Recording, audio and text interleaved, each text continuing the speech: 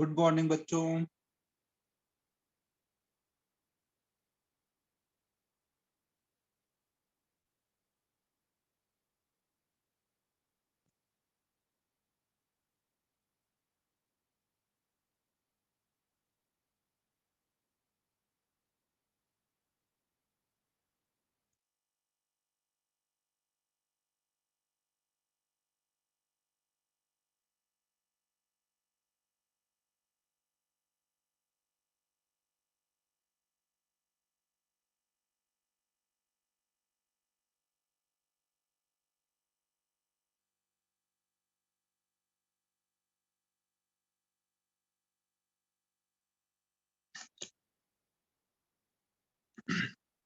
कल जो होमवर्क दिया था, चलो पहले उस पर डाउट डिस्कस कर लेते हैं, फिर आगे पढ़ते हैं। होमवर्क सबने कर लिया है ना?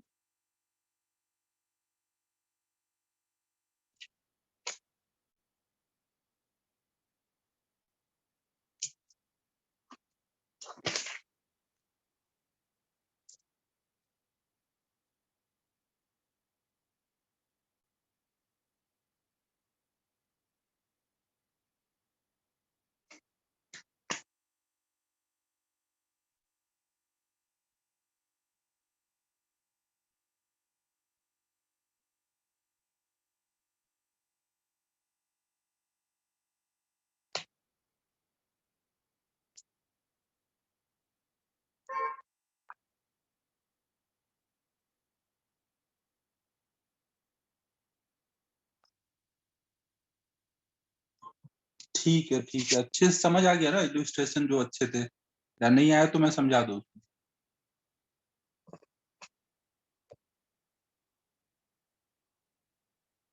इलस्ट्रेशन 30 समझाऊं?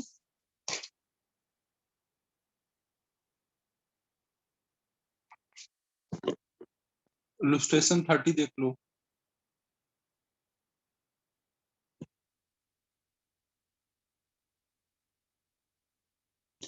देखो इलस्ट्रेशन 30 में क्या बोला गया है। A proton move from a large distance with a speed u meter per second ना। एक हमने प्रोटॉन लिया जिसका कुछ मास m रहा होगा, लार्ज डिस्टेंस से मूव करके आ रहा है with speed u towards a free proton originally at rest. और यहाँ पे एक फ्री प्रोटॉन है। प्रोटॉन दोनों सब प्लस प्लस वाले होंगे, दोनों का मास सेम होगा ना। ये शुरू में रेस्ट पे था, इसकी इनिशियल स्पीड u है, इसकी इनिशियल स्पीड 0 है। ये लार्ज डिस्टेंस से आ रहा है, तो ये इसके कितना क्लोज जा पाएगा हमें ये बताना है ना। ये इसके कितना क्लोज जा पाएगा। इनफाइनाइट डिस्टेंस, लार्ज डिस्टेंस मतलब इनफाइनाइट डिस्टेंस से शुरू हुआ चलना, तो जैसे ये इसके पास आना शुरू होगा, इनके बीच में फोर्स लगने लग जाएगा ना। समझो बच्चों, जैसे जैसे पास आता जाएगा इनके बीच का फोर्स बढ़ता जाएगा। और इनके बीच में फोर्स कौन सा लगेगा? इनके बीच का फोर्स बताओ बच्चों, कौन सा लगेगा? प्लस प्लस है ना दोनों।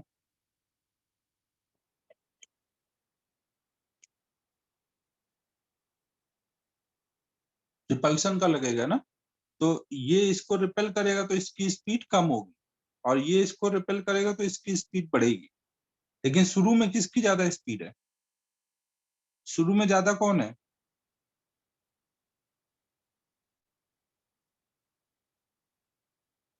शुरू में u1 की वैल्यू u2 से बड़ी है ना। u1 की वैल्यू u है और u2 की वैल्यू 0 है। और u1 क्या होता जाएगा? कम होता जाएगा, और u2 क्या होता जाएगा? बढ़ता जाएगा है? शुरू में लेकिन u1 बड़ा है, तो इनके बीच की डिस्टेंस क्या होनी चाहिए? अगर शुरू में पीछे वाला फास्ट आ रहा है, आगे वाला स्लो जा रहा है, तो इनके बीच की डिस्टेंस क्या होगी? कम होगी ना। अब कम होती जा रही है, लेकिन साथ में पीछे वाले की स्पीड कम होती जा रही है, आगे वाले की स्पीड बढ़ती जा रही है, तो क्या हमेशा ये डिस्टेंस कम ही होती जाएगी? अगर आगे वाला फास्ट होता जा रहा है और पीछे वाला स्लो होता जा रहा है, तो क्या हमेशा इनके बीच की डिस्टेंस कम होती रहेगी?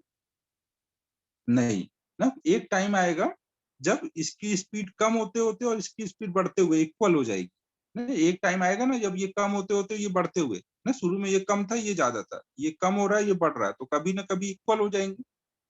और इक्वल होने के बाद इक्वल होने के बाद क्या हो जाएगा बच्चों, जब u1 इक्वल टू u2 आ जाएंगे तो उसके बाद क्या होगा, फिर ये बढ़ जाएगा, उसके बाद ये और बढ़ेगा तो u2 फिर ग्रेटर देन u1 हो जाएगा।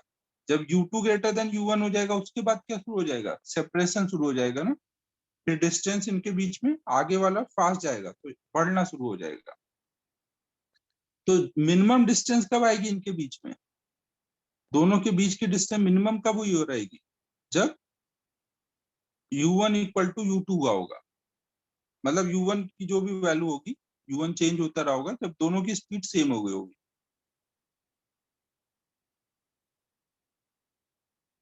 तो हम यहाँ पे ऐसे मान लेते हैं कि जब उनकी स्पीड सेम हुई, मान लो जब उनकी स्पीड सेम हुई तब वो स्पीड की वैल्यू कुछ v1 इक्वल टू v2 हो गई है, उसको कुछ हमने v मान लिया ना। तो जब दोनों की स्पीड सेम हो गई होगी तभी हम उनके बीच की डिस्टेंस मिनिमम होगी ना। ये वही स्प्रिंग टाइप का क्वेश्चन है ना, स्प्रिंग में भी ऐसे ही करते थे। तो अब हमें बताना है डिस्टेंस ऑफ क्लोजेस्ट अप्रोच ना।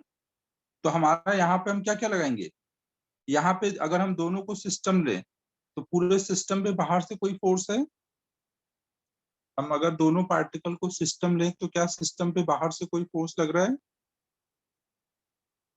तो पूरे सिस्टम का मोमेंटम क्या होना चाहिए,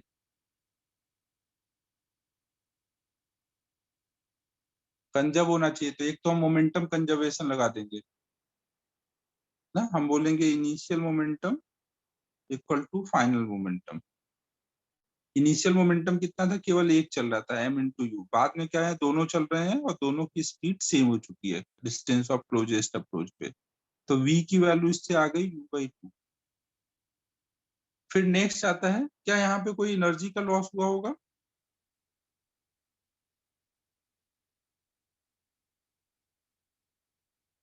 नहीं हुआ होगा ना। एनर्जी का लॉस नहीं होगा तो आप बोल सकते हो इनिशियल एनर्जी, क्योंकि इलेक्ट्रिक फील्ड है ना यहाँ पे, तो एनर्जी लॉस नहीं होगी ना, कंजर्वेटिव होगी। तो इनिशियल एनर्जी बराबर final energy, initial kinetic potential equal to final kinetic potential. Initial kinetic कितनी बोलोगे, एक की थी ना, केवल हाफ एम यूज का, दूसरा तो रेस्ट पे था। और इनिशियल पोटेंशियल कितना होगा, दो पार्टिकल की पोटेंशियल एनर्जी जब वो लार्ज डिस्टेंस पे थे। पेयर की पोटेंशियल एनर्जी का क्या फॉर्मूला होता है, दो चार्ज Q1 Q2 की पोटेंशियल एनर्जी का फॉर्मूला क्या रहता था, k Q1 Q2 by r ना, k Q1 Q2 by r, और आर शुरू में बहुत बड़ा है तो इनिशियल पोटेंशियल एनर्जी जीरो है, तो इनिशियल एनर्जी ये जीरो है। फाइनल कितनी हो जाएगी, फाइनल काइनेटिक एनर्जी, दोनों की स्पीड v है और v की वैल्यू हमने निकाल दी है, हाफ एम u/2 का स्क्वायर, ये एक की एनर्जी हुई ना, और ऐसे दो पार्टिकल हैं दोनों की एनर्जी सेम है, plus distance of closest approach पे k Q1, q की वैल्यू बताई गई थी, चार्ज को e लेना है ना, Q1 Q2 दोनों पे e चार्ज है ना प्लस में, Q1 Q2 by r distance of closest approach. अब इसमें u को इधर ले आओ, r निकाल लो इससे।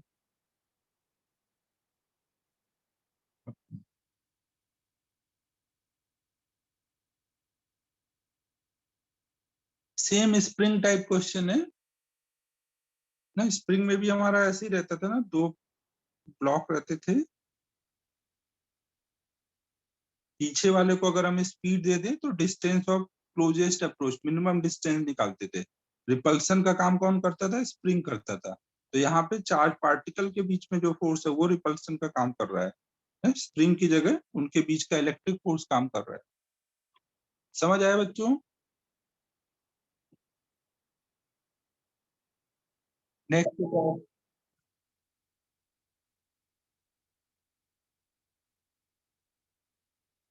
इल्यूस्ट्रेशन 18।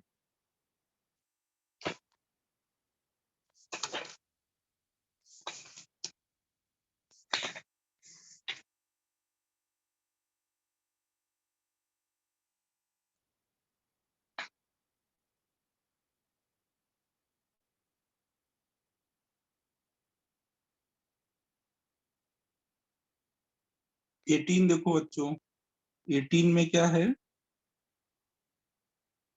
when charge 10 microcoulomb is shifted from initially to a point in an electric field from infinity to a point, it is found that work done by electrostatic force is minus 10 microjoule.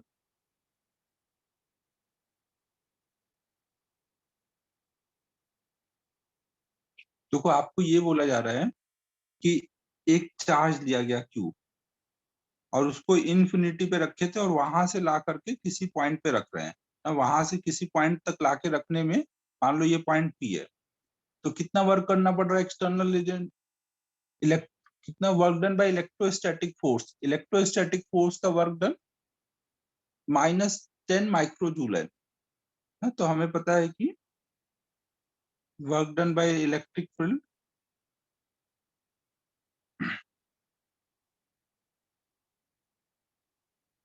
की value दी है minus 10 माइक्रोजूल, और हमें पता है कि इस point का कुछ पोटेंशियल अगर V है तो V की वैल्यू क्या होगी, minus of work done by electric field upon में Q। तो इसका मतलब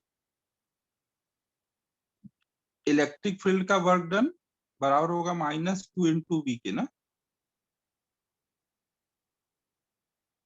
तो पहली बार के लिए ये दिया है minus 10 equal to minus Q into V, और दूसरी बार क्या हुआ है, चार्ज को डबल करके फिर से ले आए। चार्ज को अगर आप डबल करके लाओगे तो क्या होगा, क्या V चेंज हो गया इस पॉइंट का, इसी पॉइंट पे ला रहे हो ना, लेकिन चार्ज डबल करके लाओगे तो अगली बार क्या हो जाएगा ये टर्म, इलेक्ट्रिक फील्ड का वर्क निकालना है तो आप क्या लगाओगे, माइनस Q इंटू V, यही लगाओगे ना। अगली बार के लिए सेकेंड पार्ट के लिए में work done by electric field निकालना है, माइनस Q की वैल्यू 2Q हो गई है और उसी V पॉइंट पे लेके आ रहे हो, माइनस Q इंटू V की वैल्यू आपने देखी हुई है माइनस 10 आई थी, तो ये माइनस 20 आ जाएगी। ये तो बेसिक डेफिनेशन का क्वेश्चन हुआ ना भाई, कि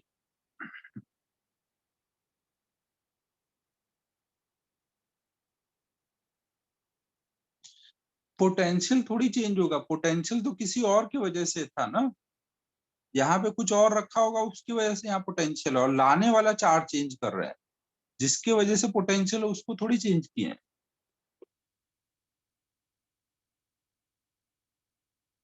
समझ लो ना, लाने वाला चार्ज अगर जितने टाइम बढ़ाओगे उतने टाइम ये वर्क डन बढ़ जाएगा, Q इंटू V होता है ना लाने का वर्क डन। नेक्स्ट बताओ।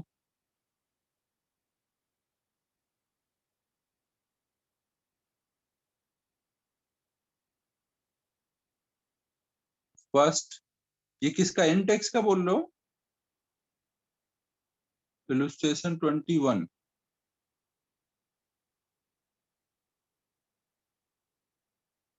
इलस्ट्रेशन 21 देखो।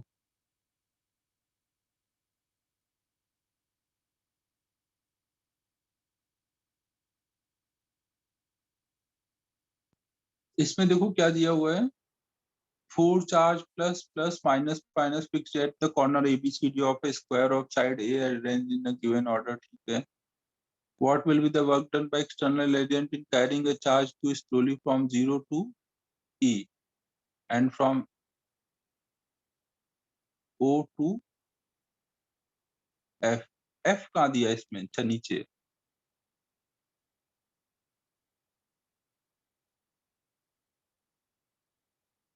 देखो आपको ये बोला जा रहा है कि अगर आप यहाँ पे एक ऐसे स्क्वायर लेते हो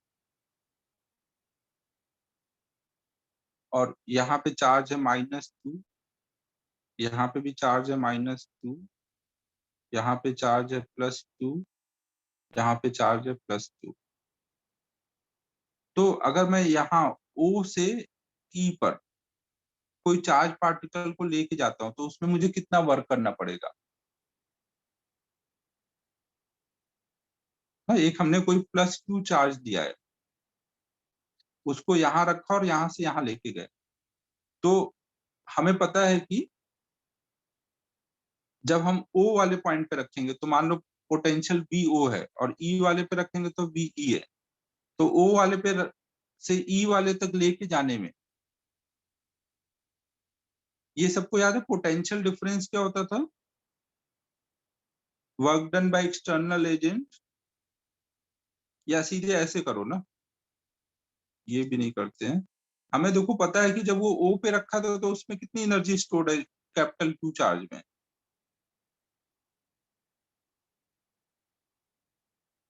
जब O पे रखा था तो इनिशियल एनर्जी कितनी थी? Q इंटू BO, और जब E पे पहुंचेगा तो कितनी एनर्जी हो जाएगी? Q into VE। और चेंज इन पोटेंशियल एनर्जी बराबर क्या होता है? Work done by external agent.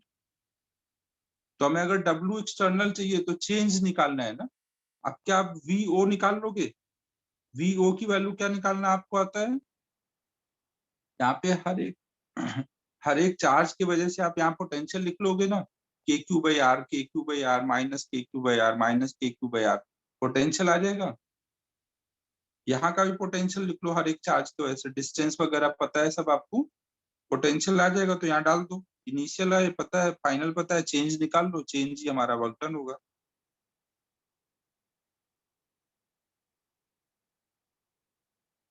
समझ आया सभी को?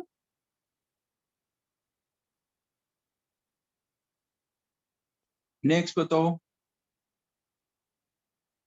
ऐसे ही अगला पार्ट कर लेना।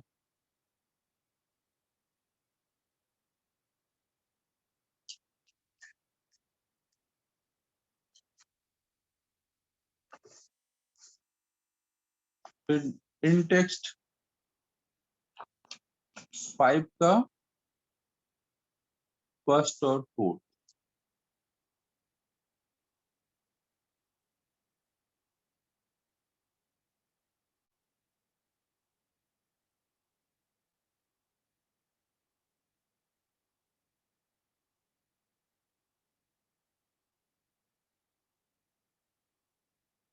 क्वेश्चन नंबर 1 देखो इन टेक्स्ट 5 का, देखो इसमें क्या है, 4 charges Q1, Q2, Q3, Q4 are kept on a vertices of a square side of this electric potential energy of this system of charge। अबे भावेश क्यों मजाक करता है भाई, ऐसे क्वेश्चन क्यों पूछता है? एक स्क्वायर के चारों वर्टेक्स पे चार्ज रखे हुए हैं, पोटेंशियल एनर्जी ऑफ सिस्टम बताना है, तो 6 पेयर बनेंगे, उनकी एनर्जी लिख दे। बाकी लोगों का आंसर आया क्या?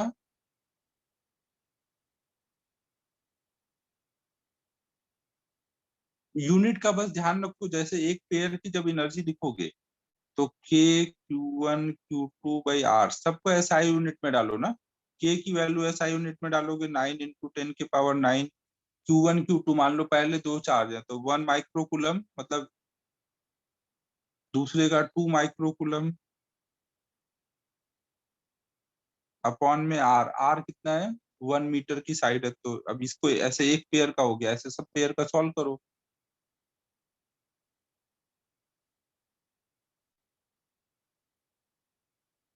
फिर नेक्स्ट कौन सा है? फिफ्थ।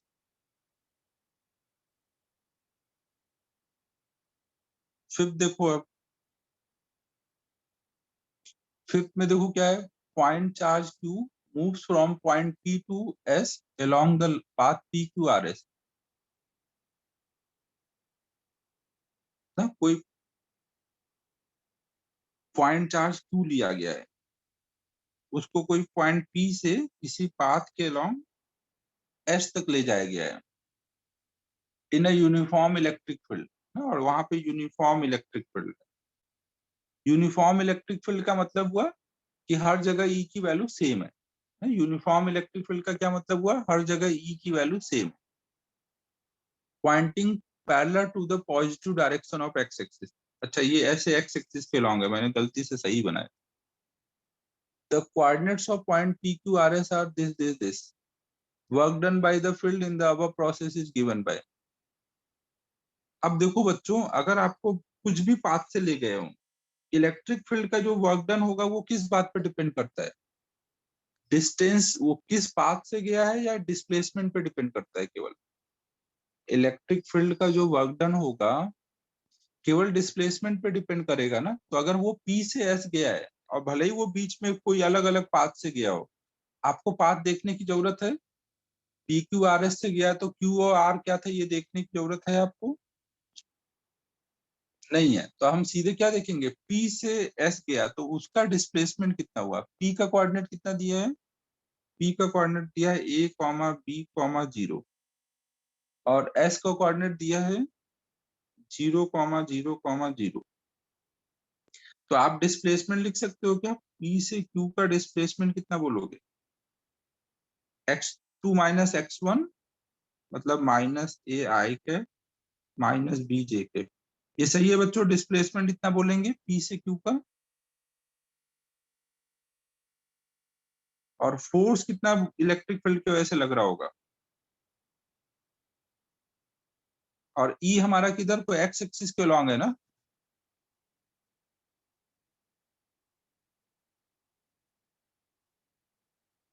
हाँ P से S गया है ना। PS अच्छा PS वेक्टर सॉरी PS ही लिखा है, वो इधर गलत किया। PS वेक्टर P से S। और फोर्स कितना लग रहा होगा? फोर्स देख लो, एक पॉजिटिव चार्ज अगर आप रखोगे इधर को तो Q इंटू ई इधर को ही लगेगा ना। पॉजिटिव चार्ज पे E के डायरेक्शन में फोर्स लगता है ना। तो Q इंटू ई इसी डायरेक्शन में। ये डायरेक्शन कौन सा हुआ? एक्स एक्सिस वाला बोला गया था ना, ये एक्स एक्सिस के पैरेलल है, मतलब i cap. Q into E force लगेगा और आई कैप के लॉन्ग लगेगा। अब आपको फोर्स पता है, डिस्प्लेसमेंट पता है, वर्क डन निकालना है। फोर्स डॉट डिस्प्लेसमेंट कर दो ना, आई का आई कैप के साथ कर दो। जे तो है ही नहीं है, तो क्यू ई माइनस ए, तो माइनस क्यू ई ए आ जाएगा।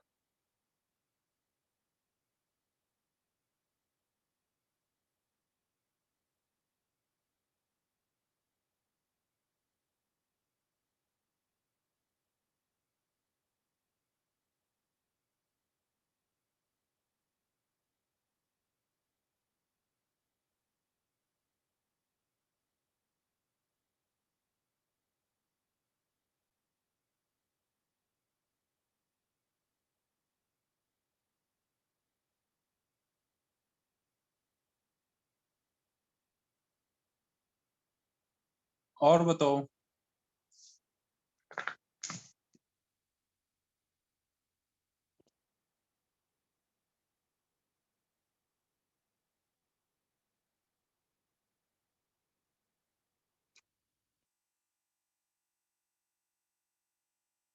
ठीक है फिर आगे पढ़ें।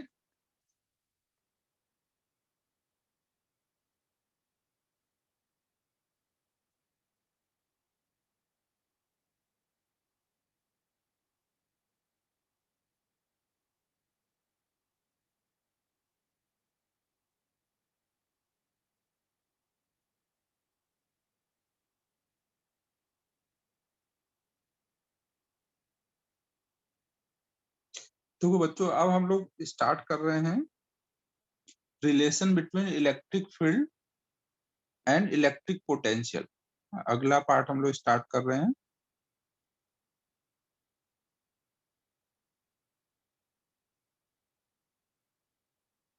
इलेक्ट्रिक फील्ड एंड पोटेंशियल, ई और वी के बीच में रिलेशन। तो ये वही सब कुछ सेम रिलेशन आएंगे, सेम फॉर्मूले आएंगे जो आपने ग्रेविटेशनल फील्ड और ग्रेविटेशनल पोटेंशियल में रिलेशन देखा था। सेम डेरिवेशन है, जैसे वहां डिराइव कराया था वैसे यहाँ पे भी डिराइव करेंगे। तो मैं एक बार फिर से डिराइव करके बता देता हूँ क्या क्या होता है। मान लो यहाँ पे स्पेस में किसी पॉइंट पर इलेक्ट्रिक फील्ड की वैल्यू कुछ ई है ना, और वो इस डायरेक्शन में है। और इस पॉइंट का पोटेंशियल कुछ भी है ना, जिस ये इस पॉइंट का इलेक्ट्रिक फील्ड ये पोटेंशियल भी है। अब अगर मैं एक यहाँ पे प्लस क्यू चार्ज ला के रखता हूँ तो उसकी एनर्जी कितनी हो जाएगी? क्यू इंटू वी, ये हो जाएगी ना। अगर कोई वी पोटेंशियल वाले पॉइंट पर मैं कोई क्यू चार्ज ला के रखूंगा तो उसमें एनर्जी कितनी स्टोर हो जाएगी? क्यू इंटू वी, उसके वजह से। अब अगर मान लो मैं इसको स्लोली हल्का सा डिस्प्लेस करा के कहीं इधर ले आता हूँ इस पॉइंट पर, ये मैंने बहुत हल्का सा डिस्प्लेस कराया ना, दिखाने के लिए तो डिस्टेंस दिखानी पड़ती है, समझाने के लिए नहीं तो दिखेगी नहीं। ये बहुत हल्का सा मैंने डिस्प्लेस किया है, बहुत हल्का सा मैंने इसको डी आर डिस्प्लेस किया है। इलेक्ट्रिक फील्ड इधर थी और मैंने इधर को डिस्प्लेस किया।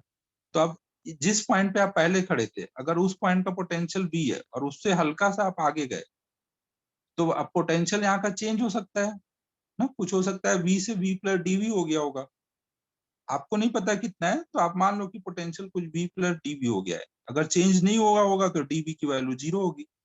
अगर कुछ हुआ होगा तो जो भी होगा वो आ जाएगा ना। तो कुछ नया पोटेंशियल मान लो नए पॉइंट का कुछ dV आ गया है।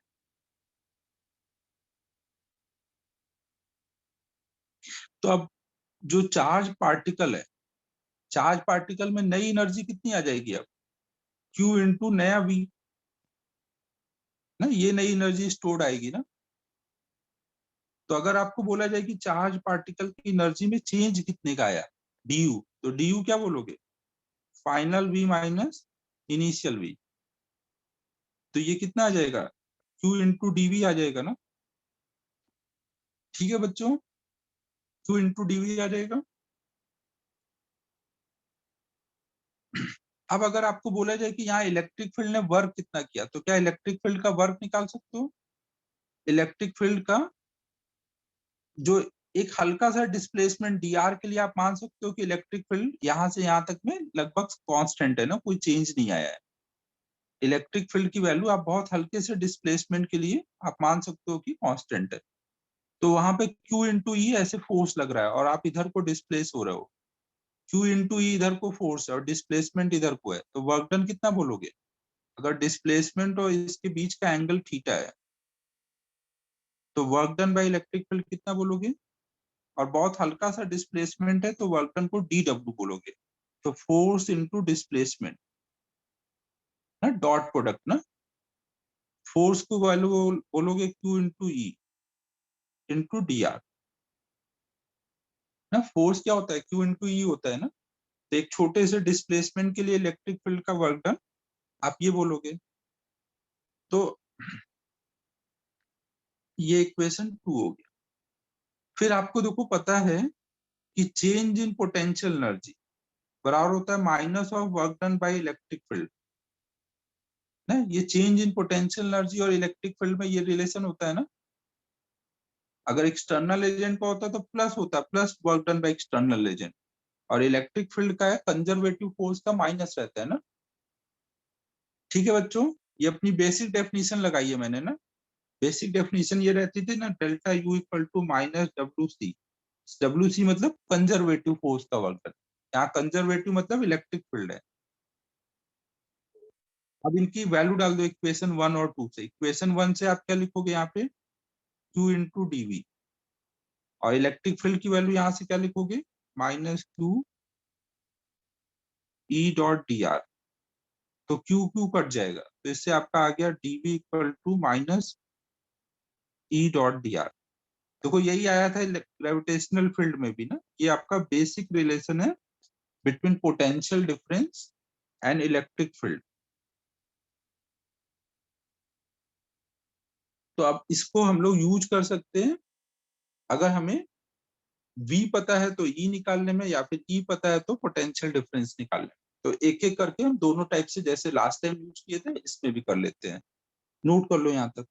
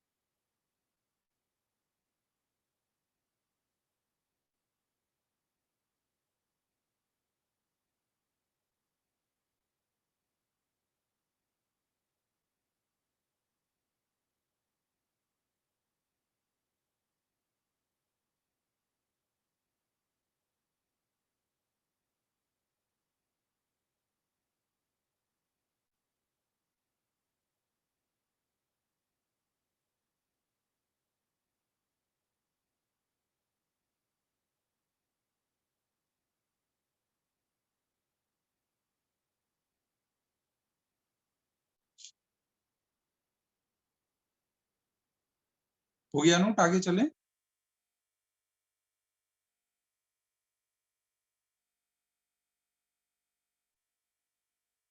अब देखो हम लोग ये डॉट प्रोडक्ट को अगर ओपन करें तो हम इसको लिख सकते हैं dv equal to minus E d r cos theta. तो यहां से हम बोल सकते हैं E cos theta is minus dV by d are.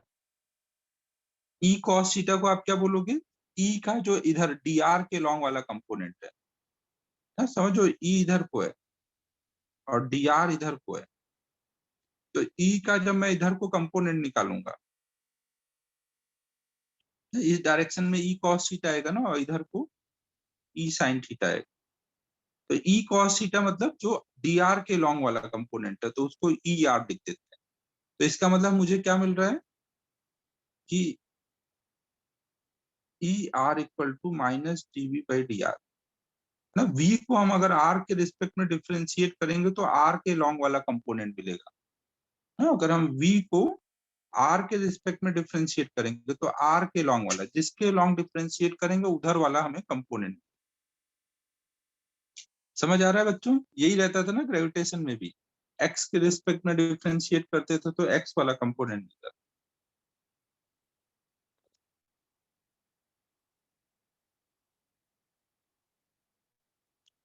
Note करो इसको।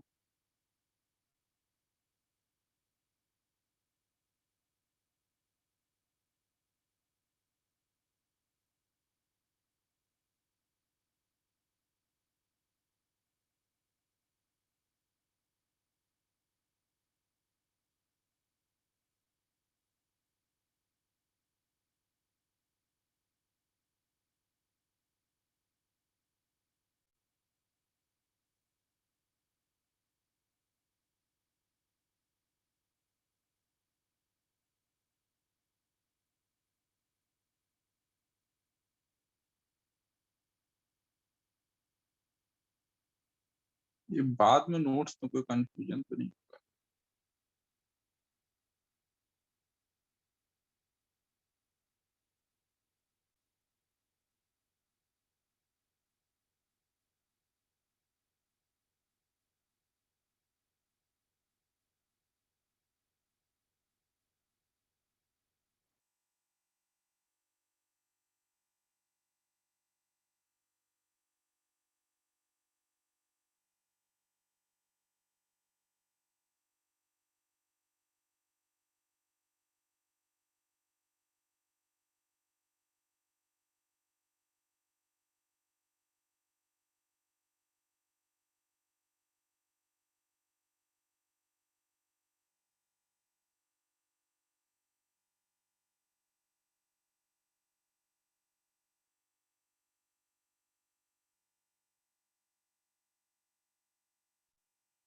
तो देखो इसका मतलब क्या हुआ कि अगर हमने v दिया हुआ है हमें, और हमने अगर इसको x के रिस्पेक्ट में डिफरेंशिएट किया, तो इससे हमें क्या मिल जाएगा, x वाला इलेक्ट्रिक फील्ड मिल जाएगा ना। Minus dV by d x करेंगे तो इससे x डायरेक्शन वाला इलेक्ट्रिक फील्ड मिल जाएगा। और जब हम x के रिस्पेक्ट में डिफरेंशिएट करते हैं तो हम ये मानते हैं कि हम केवल x एक्सिस में आगे बढ़ रहे हैं ना। तो उस टाइम पर अगर x एक्सिस में केवल आगे बढ़ रहे हो तो क्या y को और z कोऑर्डिनेट चेंज होंगे। अगर आप x एक्सिस पे आगे जा रहे हो तो y और z कोऑर्डिनेट तो वहां पे चेंज नहीं होंगे ना। जब आप x के रिस्पेक्ट में डिफरेंशिएट करते हो, समझो तो उस टाइम पर y और z वाले कोऑर्डिनेट चेंज नहीं करते। तो इसलिए इसको फिर हम लोग ऐसे लिखते हैं E x equal to minus del V by del x. इसका मतलब है कि केवल x कोऑर्डिनेट चेंज हो रहा है, y और z वहां पे चेंज नहीं हो रहे हैं। सेम वे में हम लोग लिख सकते हैं E y equal to minus del V by del y और E z equal to minus del V by del z. और तीनों कंपोनेंट आ जाएंगे तो हम लोग लिख सकते हैं नेट इलेक्ट्रिक फील्ड कितना होगा, E x i cap E y j cap E z k cap. अगर हमें मैग्नीट्यूड निकालना होगा तो under root of E x square E y square E z square. Same सब कुछ वैसे ही जैसे उधर करते थे। जैसे मान लो आपको बोला जाए कहीं पे v इक्वल टू है x square plus y square ना, मान लो यहाँ जेड कोऑर्डिनेट नहीं दिया है, जो कोऑर्डिनेट नहीं दिया होगा मतलब वो वाला कंपोनेंट जीरो होगा। आपको पूछा जाए फाइंड ई एट 2,3, सब कुछ एसआई यूनिट में है, तो ये नोट करो और इसको सॉल्व ट्राई करो फिर।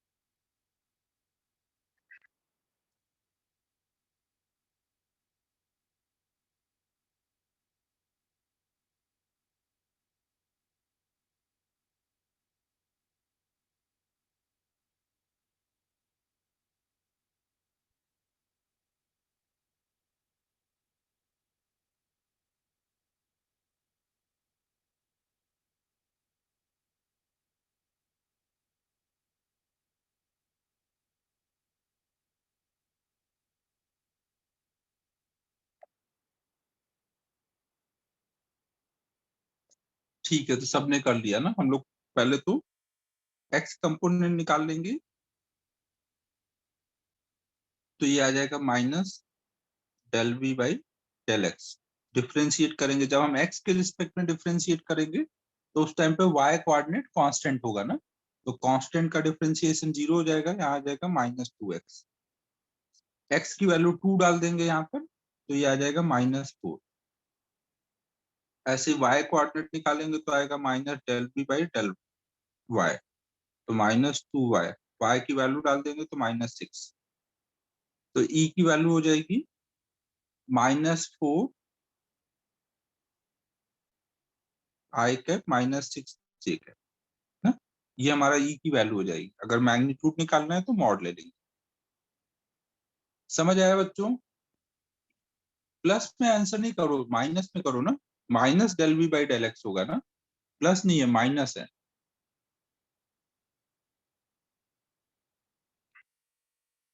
तो हम लोगों ने देखो ग्रेविटेशन में ऐसे बहुत सारे क्वेश्चन किए थे वी दे करके ई निकालने का, तो अब मैं और नहीं करा रहा हूँ ना। वी दिया रहेगा, डिफ्रेंशिएट करके कर लोगे, सेम टाइप है ना। ठीक है बच्चों, बस आपको डिफ्रेंशिएट करना है, वी जिसका फंक्शन होगा उसके टर्म में हम ऐसे लिख देंगे।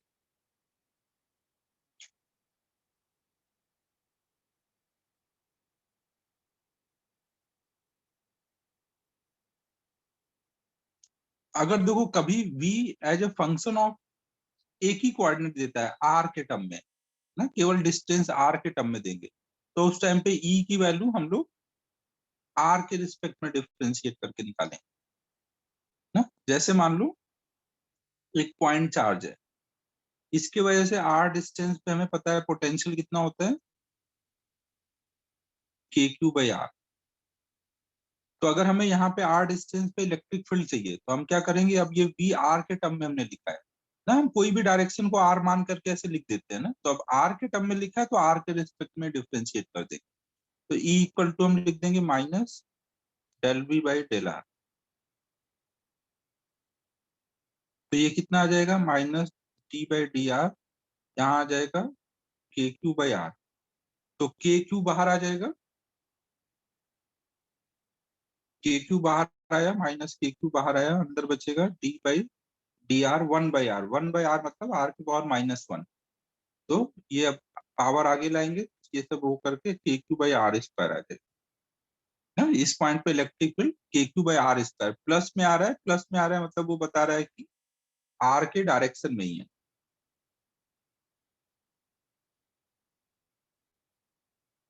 तो ऐसे करके हम निकाल लेंगे। ठीक है, एक्स वाई में दिया रहे तो एक्स वाई में से निकाल लो, आर में दिया है तो आर के टर्म में निकाल लो।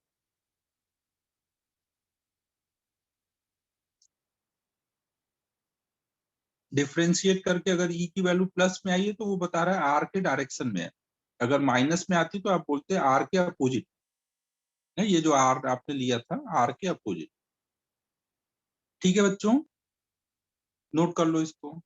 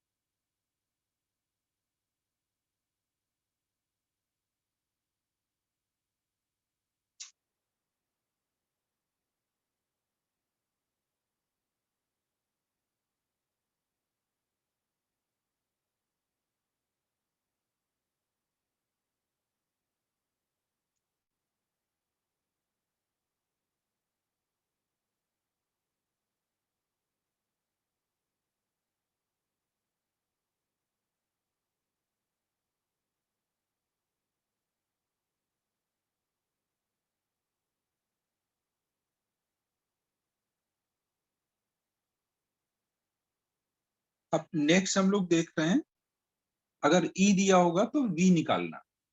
अभी तक हमने वी दिया था तो ई निकालना सीखा, अब वी दिया होगा, ई दिया होगा तो वी निकाल।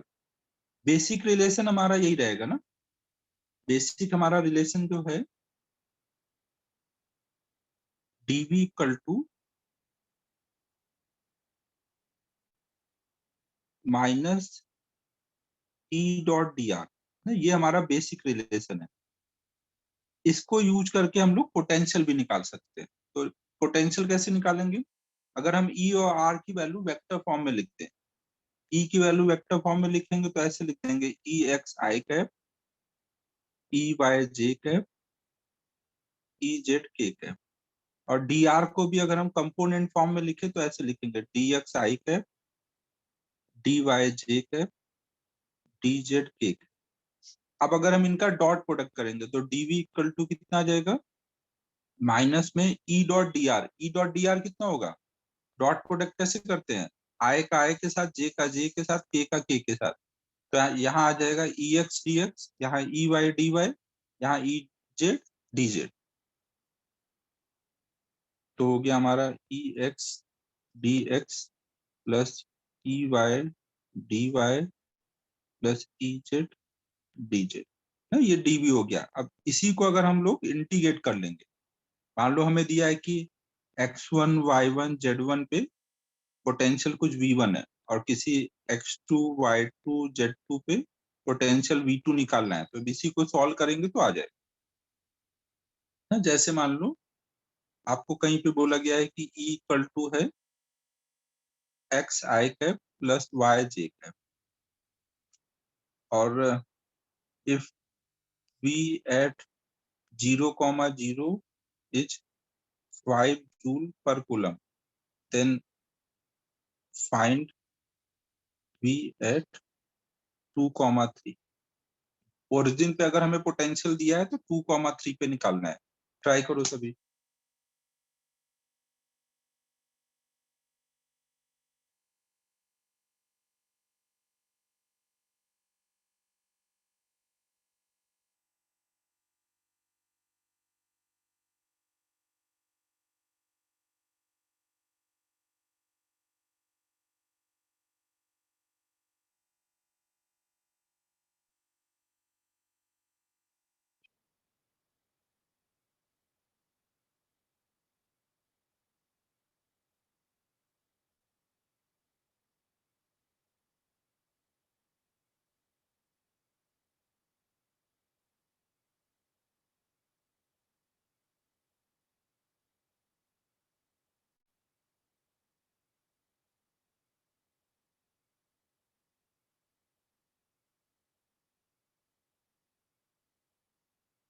ये वाला रजत?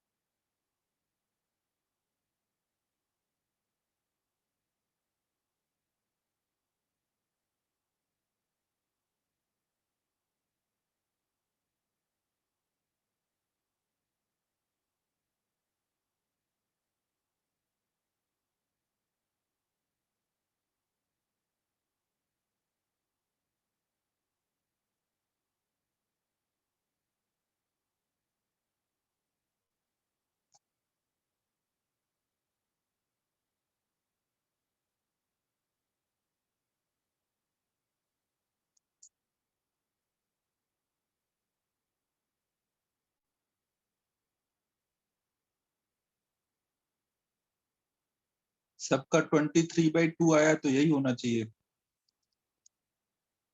तो हम लोग अब क्या कर लेंगे, ये फॉर्मूला लगाएंगे, dv equal to minus EX dx plus EY dy।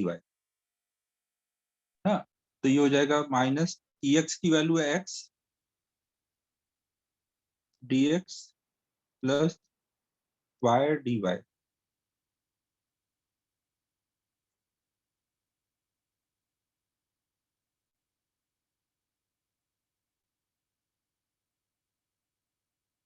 तो इसको हम लोग अब अलग अलग भी लिख सकते हैं ना, इंटीग्रेशन करने के टाइम पर ऐसे अलग अलग भी लिख सकते हैं। और इधर अब लिमिट डाल देंगे, जब x की वैल्यू 0 थी, y की वैल्यू 0 थी ना, शुरू में x और y कितना है, 0,0, तो पोटेंशियल कितना है 5। फिर जब x की वैल्यू 2 होगी, y की वैल्यू 3 होगी, तब का हमें v निकालना है। तो अब इधर क्या आ जाएगा, इधर इंटीग्रेट करूंगा तो केवल dv आएगा, dv का इंटीग्रेशन v। तो यहाँ 5 आएगा, यहाँ 2 आएगा, सॉरी, यहाँ नीचे 5 ऊपर v। यहाँ पे आ जाएगा x का इंटीग्रेशन x² 2, 0 से 2। फिर y का इंटीग्रेशन y²2, 0 से 3 ना। अब इनकी लिमिट डाल दूंगा, इधर हो जाएगा v-5 इक्वल टू माइनस 2 का स्क्वायर, तो 2 बचेगा माइनस 0, माइनस यहाँ पे 3 का स्क्वायर, तो 9/2 माइनस 0। तो ये कितना हो जाएगा, -13/2, v-5। तो v इक्वल टू आ जाएगा 5 माइनस 13/2, तो -3/2। ठीक है, सबको क्लियर है क्या क्या हो रहा है? अगर हमें ई दिया होगा तो वी कैसे निकालेंगे, सबको क्लियर है?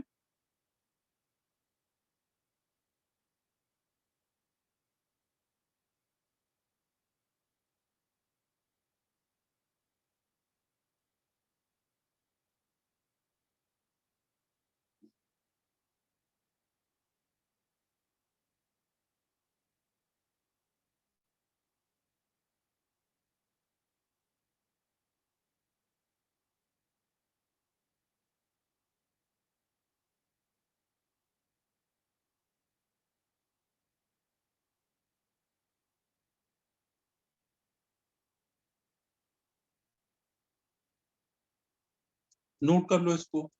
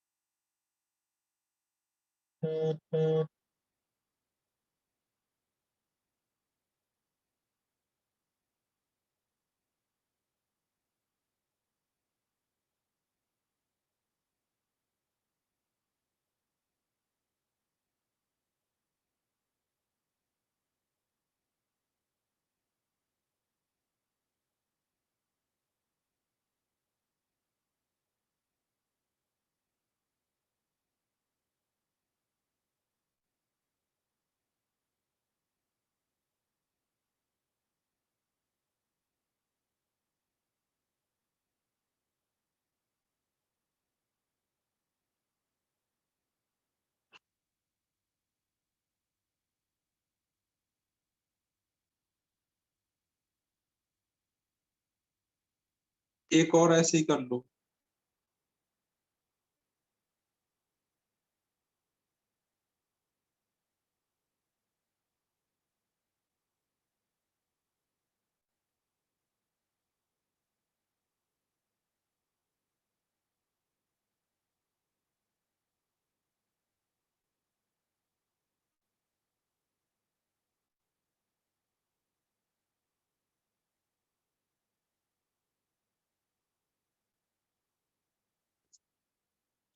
ई मान लो हमें कहीं पे दिया है वाई आई कैप प्लस एक्स जे कैप और 2,3 पे वी की वैल्यू 10 वोल्ट है, तो हमें 5,1 पे निकालना है।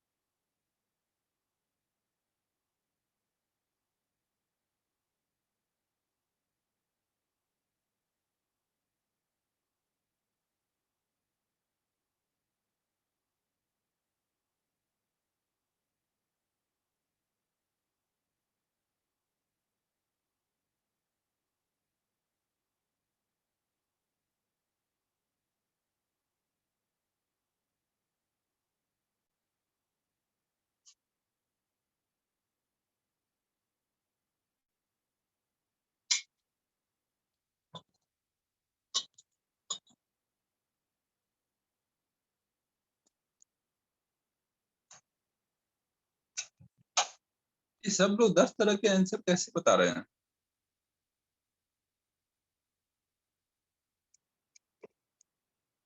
गलत आंसर भी लोगों के मैच कर रहे हैं। 12-12 भी कई लोगों के आए, 9-9 भी कई लोगों के आए। 9 तो एक ही लोग का आया है, 12 ही सबके आ रहे हैं, तो वो हो सकता है सही।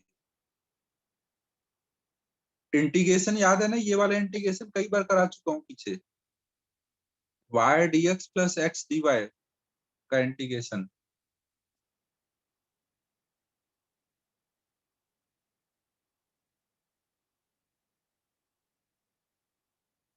हाँ हाँ, गलत वाले मेथड से। तो हम लोग यहाँ पे क्या कर लेंगे, d v equal to minus में ई एक्स डी एक्स ना, मतलब y d x plus E y d y. E y की वैल्यू एक्स है ना, ये लिख देंगे। ये सबको क्लियर है? ये E x d x E y d y लिखा है। फिर हमें पता है कि इसको हम लोग लिख देंगे डी ऑफ एक्स वाई। अब ये एक्सप्लेन नहीं कर रहा हूं ना, ये सब इंटीग्रेशन कई बार पढ़ाया हुआ है। जिनको भी दिक्कत है, वर्क पावर एनर्जी में पढ़ाया है इंटीग्रेशन, ग्रेविटेशन में पढ़ाया है, वहां पे देखो एक बार। लिमिट डाल दो। शुरू में एक्स और वाई कोऑर्डिनेट की वैल्यू कितनी है, 2,3। तो वी की वैल्यू कितनी थी, 10। बाद में ये हो गया 5,1। तो यहाँ पे वी निकालना है, तो इधर आ जाएगा v-10 माइनस में डी ऑफ एक्स वाई का इंटीग्रेशन एक्स वाई आ जाएगा 2,3 से 5,1। तो यहाँ हो जाएगा माइनस में 5,1 रखोगे तो 5 × 1 -2 × 3। तो इससे हमारा हो जा रहा है v इक्वल टू 10। यहाँ पे कितना आ जाएगा, 6 आ रहा है और 5, तो -1 बच रहा था ना, तो +1 आया। ये क्या हुआ, कोई का सही नहीं आया?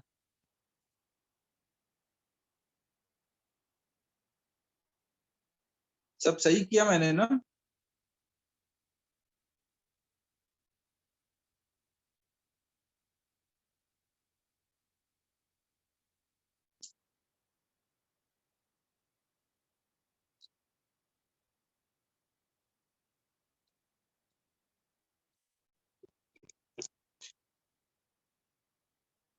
ठीक है, नोट कर लो, नोट कर लो।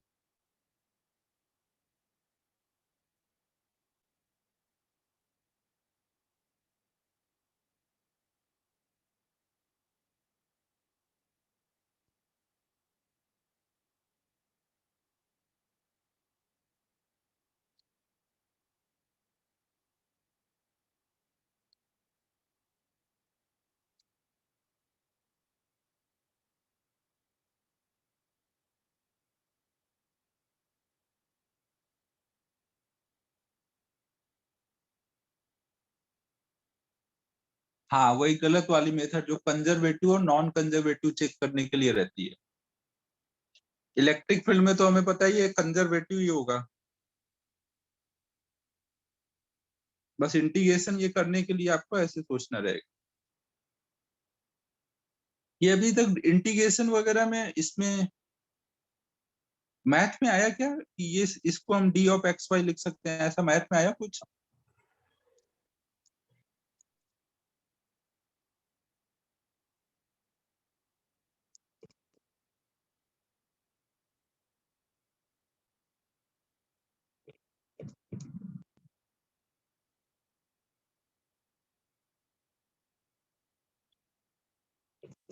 मैथ में बच्चों नहीं आया अभी तक इस टाइप के इंटीग्रेशन?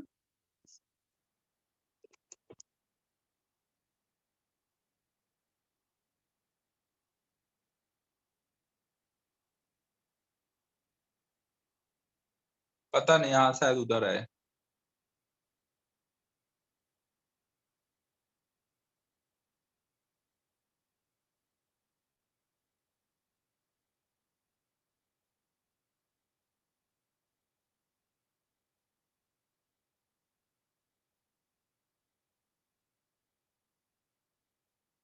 तो अभी तक देखो हर बार हमने ई की वैल्यू वेरिएबल वाली ली थी। अमन ये जाने दे, तेरे बस का नहीं है ये 10+1 कैसे आया निकालना। ये बहुत हाई फाई मैथमेटिक्स है, ये जाने दे। यहाँ पे देख 5 है, यहाँ पे 6 है, तो 5 - 6 -1 होगा और उसके आगे एक माइनस लगा है, तो माइनस माइनस प्लस हो जाएगा, तो इधर 1 बचेगा और 10 उधर से आएगा, तो 10 और 1 मिलके 11 हो जाएंगे। ये सब हाई फाई चीजों पे इतना मत ध्यान दो अमन।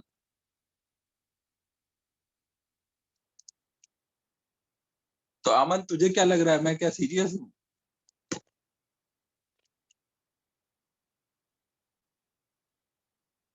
आगे चलें बच्चों।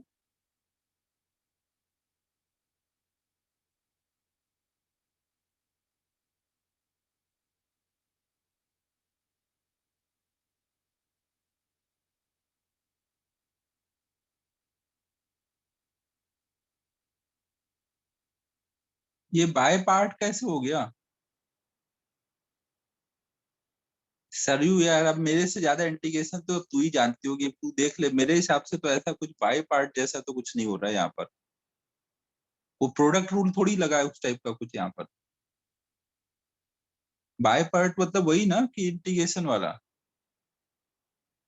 वो पार्शियल फ्रैक्शन वाला बोल रहे हो क्या?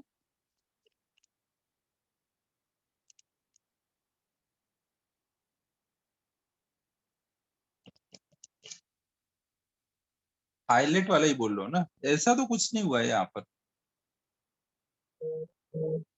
पता नहीं कौन सी आंखों से देख रहे हो तुम लोग, कैसे दिख रहा है तुम्हें? सरयू कुछ बताना चाहोगी, कैसे देख रही हो तुम, कैसे समझ आ रहा है ये?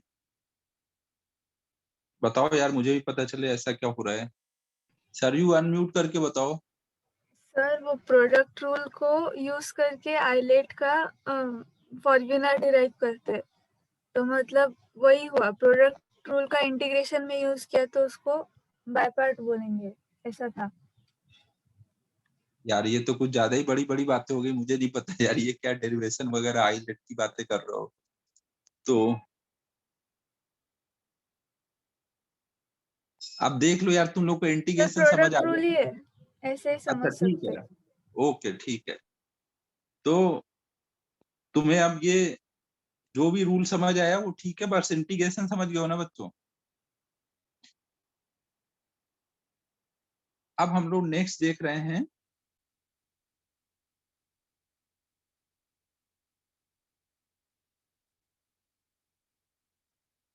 अगर ई की वैल्यू कांस्टेंट है, मान लो ई की वैल्यू कुछ आपको दे दी गई 2i cap plus 4j cap, हाँ, फिर बोला जाए कि फाइंड वीए माइनस वीबी, और ए पॉइंट का कोऑर्डिनेट है कुछ 3,4 और बी पॉइंट का कोऑर्डिनेट है कुछ 1,2।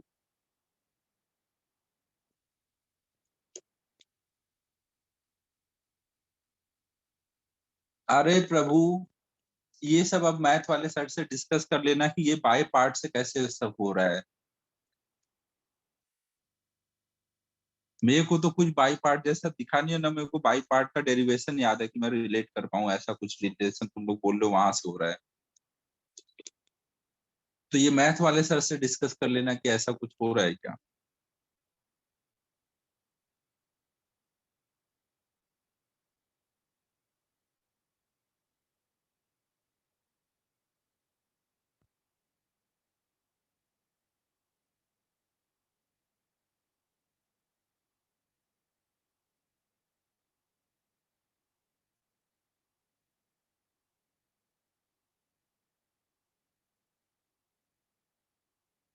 एक बार मुझे कॉपी पे लिख के कोई भेजना ना, व्हाट्सअप करना, कैसे आपने प्रोडक्ट रूल से रिलेट किया है। अभी तो मुझे पढ़ाने दो, फिर मैं देखता हूँ क्या तुम लोग बोलना चाह रहे हो।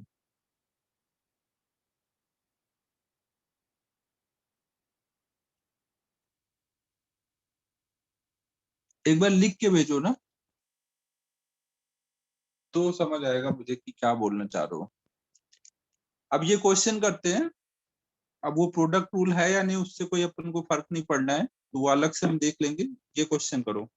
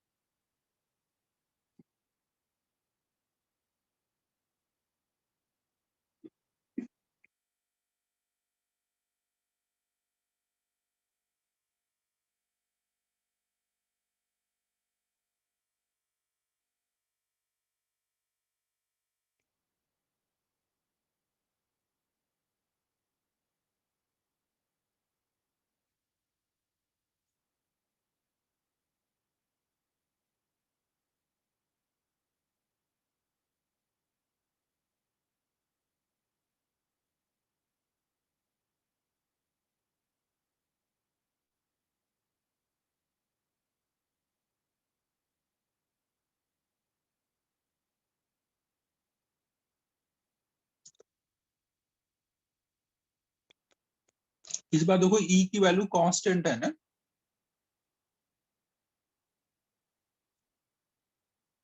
जब ई की वैल्यू कांस्टेंट होगी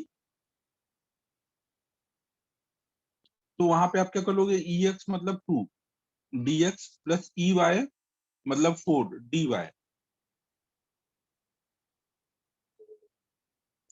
ना। तो इसको हम ऐसे लिख लेंगे 2 dx प्लस 4 dy, और यहाँ पे हो जाएगा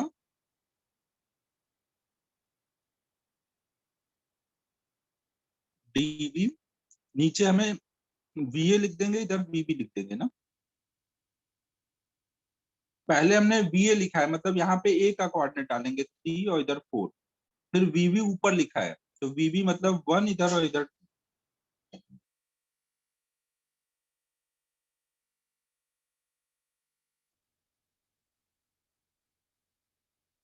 तो इससे अब आ जाएगा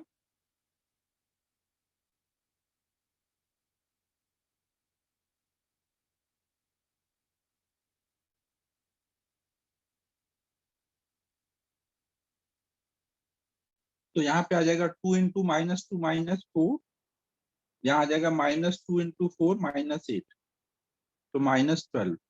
तो अभी हमने VB माइनस VA निकालना है। हमें क्वेश्चन में क्या बोला है, VA माइनस VB, तो माइनस दोनों साइड मल्टीप्लाई कर दो, तो VA माइनस VB 12 आ जाएगा। अगर हमें VB दिया होगा तो VA निकाल लेंगे, कोई भी एक दिया होगा तो मैं से दूसरा निकाल सकते हैं। समझ आ रहा है बच्चों? तो ये जो रिलेशन है dV इक्वल टू -E.dr, ये चाहे कांस्टेंट इलेक्ट्रिक फील्ड हो या वेरिएबल इलेक्ट्रिक फील्ड हो, हर जगह चलेगा ना।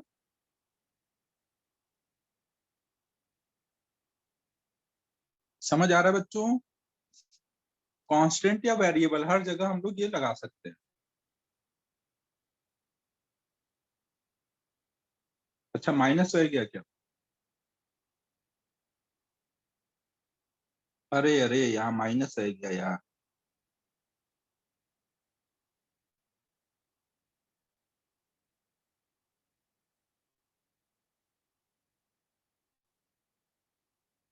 माइनस रह जाएगा तो पूरा आंसर माइनस होगा। तो अब ये सब प्लस हो जाएंगे ना, तो यहाँ माइनस है। माइनस रह गया था ना अपना, जो फॉर्मूले का माइनस है, dV equal to minus EX dx EY dy।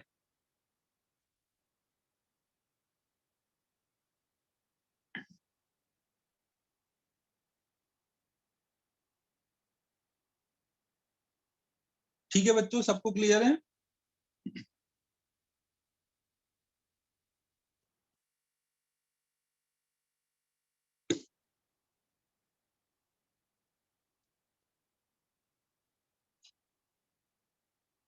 अब देखो यहाँ पर जो हमने दोनों रिलेशन देखे हैं, B दिया है तो E निकालना और E दिया है तो V निकालना, ये रिलेशन कांस्टेंट हो या वेरिएबल हो, दोनों जगह के लिए वैलिड है ना,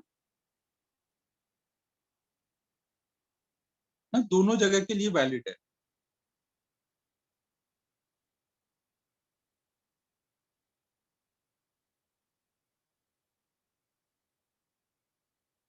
अब हम लोग निकालने जा रहे हैं।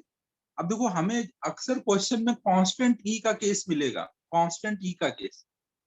तो हम हालांकि जो हमने पढ़ा उससे ही हम निकाल सकते हैं कांस्टेंट ई का केस को भी, लेकिन हम उसके लिए अलग से भी रिलेशन देख लेते हैं। जो हम यहाँ पे बार बार करेंगे उसको हम लोग डिराइव करके लिख लेते हैं। अगर ई कांस्टेंट होगा तो वहां पर वी और ई के बीच में रिलेशन।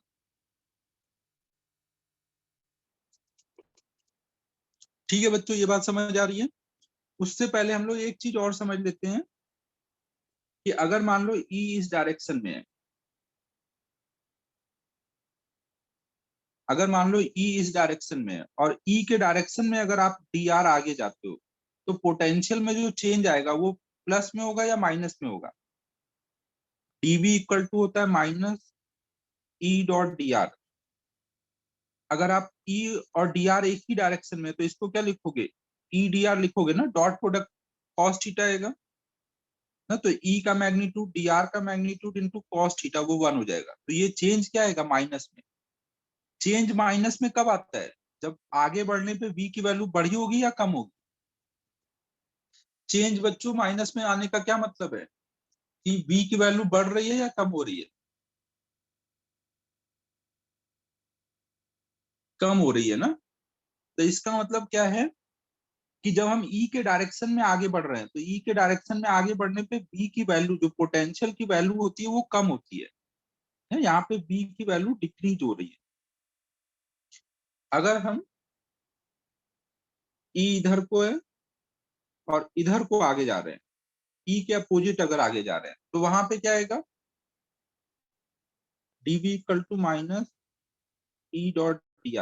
ये तो समझाने की जरूरत नहीं है ना। चेंज मतलब फाइनल माइनस इनिशियल, अगर फाइनल माइनस इनिशियल माइनस है मतलब फाइनल वैल्यू कम है, मतलब फाइनल वैल्यू कम है मतलब v कम हो रहा है ना। अगर e के अपोजिट जा रहे हो तो वहां पे क्या हो जाएगा? ई डॉट डी आर क्या आएगा, ई का मैग्नीट्यूड डी आर का magnitude into cos theta. Cos theta इस बार कितना होगा, ई और डी आर में 180 डिग्री एंगल है ना, तो ये आ जाएगा प्लस ई डी आर। मतलब डीवी की वैल्यू जो है वो प्लस में आ रही है, प्लस में आ रही है। इसका मतलब क्या है, जब हम ई के अपोजिट जाते हैं, ई के अपोजिट जाते हैं तो वहां पे वी की वैल्यू बढ़ती है। ई के डायरेक्शन में जाने पे वी कम होता है और ई के अपोजिट जाने पे वी बढ़ता है ना। ये सब चीजें हमें दिमाग में कॉन्सेप्ट बना के रखना है हमेशा। और अगर ई ऐसे है और आप परपेंडिकुलर जा रहे हो, ई के परपेंडिकुलर जाओगे, तो वहां डीवी की वैल्यू क्या होगी, ई डॉट डी आर 0। ई के परपेंडिकुलर डायरेक्शन में जाने पर, समझ आ रहा है, ई के परपेंडिकुलर चलोगे तो बी में कोई चेंज नहीं आएगा,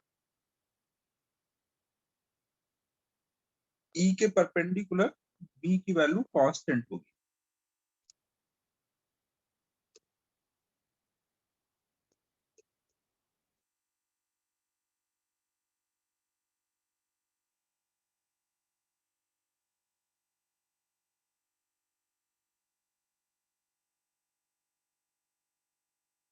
बच्चों समझ आ रहा है मैं क्या बोल रहा हूँ।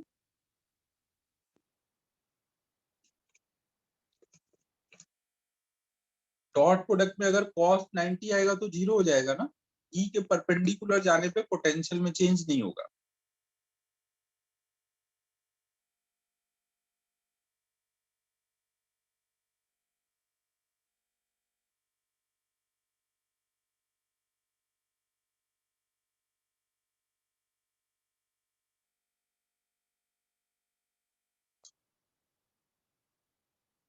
नोट करो इसको।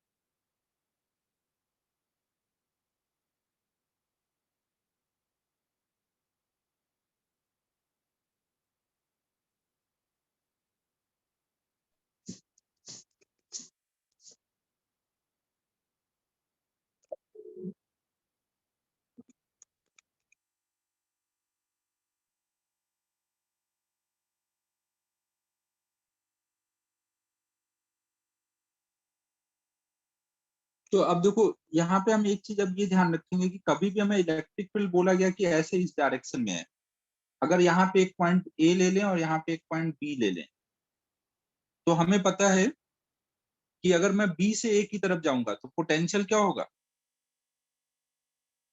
यहाँ पर कौन सा ऑप्शन सही होगा, V A greater than V B होगा या VA लेस देन VB होगा।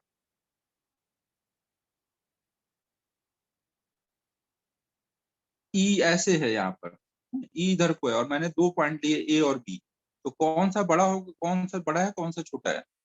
फर्स्ट वाला ना, क्योंकि अगर मैं A से B की तरफ जाऊंगा, इलेक्ट्रिक फील्ड के डायरेक्शन में जाने में क्या होता है, पोटेंशियल गिरता है ना। A से B की तरफ जाऊंगा तो पोटेंशियल कम हो रहा होगा, तो A का बड़ा होगा B का कम होगा, तो ये वाला सही ऑप्शन है। तो ये आपको याद रखना है कि इलेक्ट्रिक फील्ड हमेशा हाई पोटेंशियल से लो पोटेंशियल की तरफ जाता है। इलेक्ट्रिक फील्ड हमेशा हाई पोटेंशियल से लो पोटेंशियल, इधर हाई है इधर लो है, तो हाई से लो की तरफ इलेक्ट्रिक फील्ड जा रहा है। ये कॉन्सेप्ट हमेशा हम लोग याद रखते हैं। ये क्या बोलता है कि electric field, direction of electric field will always be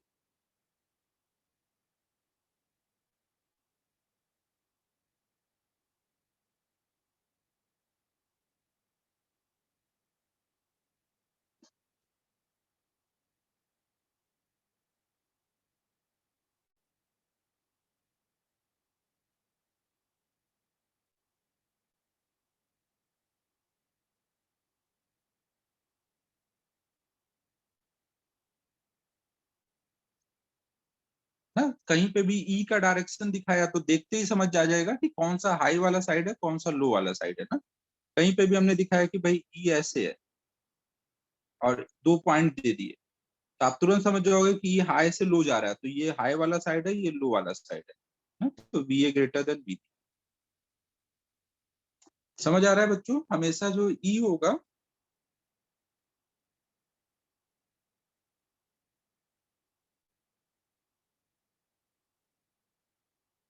ये हमने यहाँ देखो देखा है ना कि ई के डायरेक्शन में जब आगे जा रहे थे तो बी कम हो रहा था ना, ई के डायरेक्शन में आगे गए तो बी कम हो चुका है ना, तो उसी चीज को बस लिख लिया है और अब उसको याद रखेंगे ना।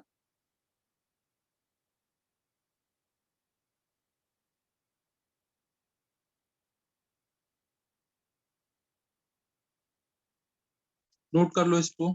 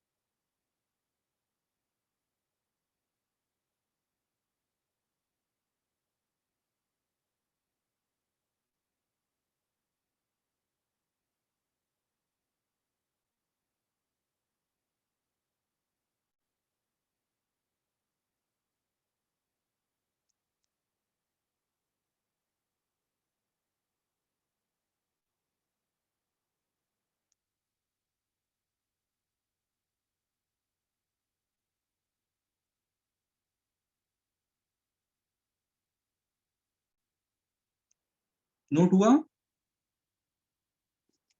समझ आया बच्चों मैंने क्या बोला है?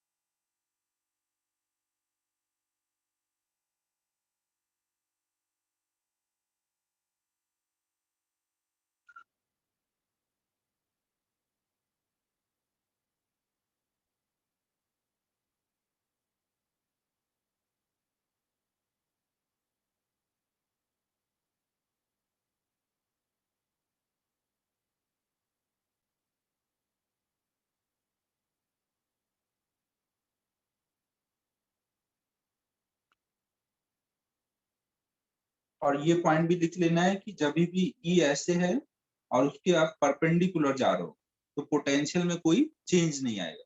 अगर इधर का पोटेंशियल बी ए है, इधर का पोटेंशियल बी पी है, तो वी ए बराबर बी पी होगा।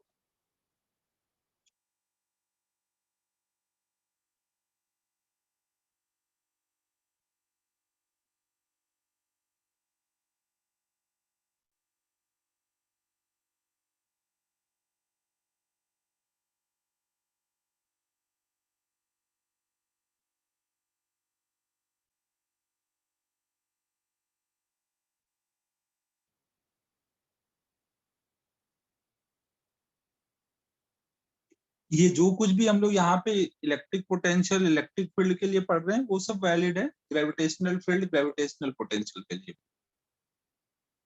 ना। इलेक्ट्रिक फील्ड का डायरेक्शन हमेशा हाई पोटेंशियल से लो पोटेंशियल की तरफ होता है, ये एक कॉन्सेप्ट आपको याद रखना है। और दूसरा, ई के परपेंडिकुलर जाने से बी में चेंज नहीं आता है।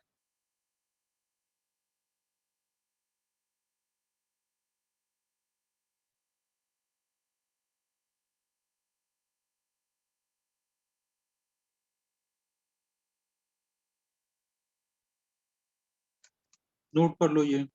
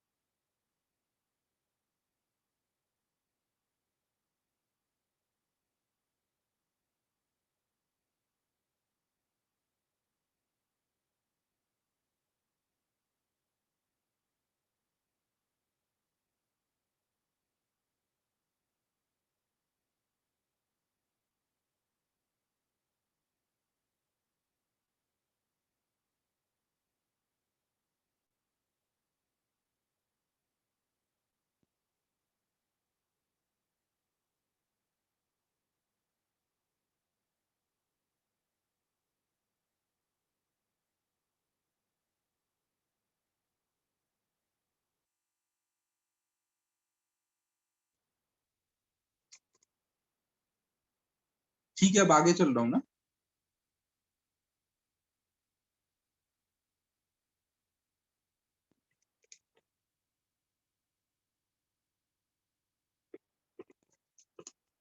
तो अब देखो हम लोग नेक्स्ट देख रहे हैं relation between E and be in uniform electric field.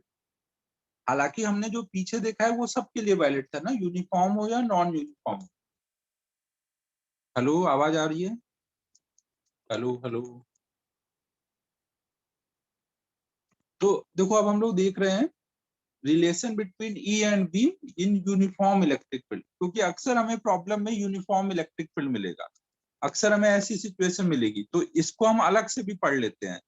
हालांकि नहीं भी पढ़ेंगे तो भी काम चल जाएगा, जो हमने पीछे पढ़ा हुआ है उससे ही काम हो जाएगा, लेकिन अलग से किए रहेंगे तो थोड़ा सा फास्ट होगा, कैलकुलेशन वाला पार्ट अपना थोड़ा फास्ट हो जाएगा, तो इसलिए हम लोग इसी को फिर से देख रहे हैं। Relation between E and be in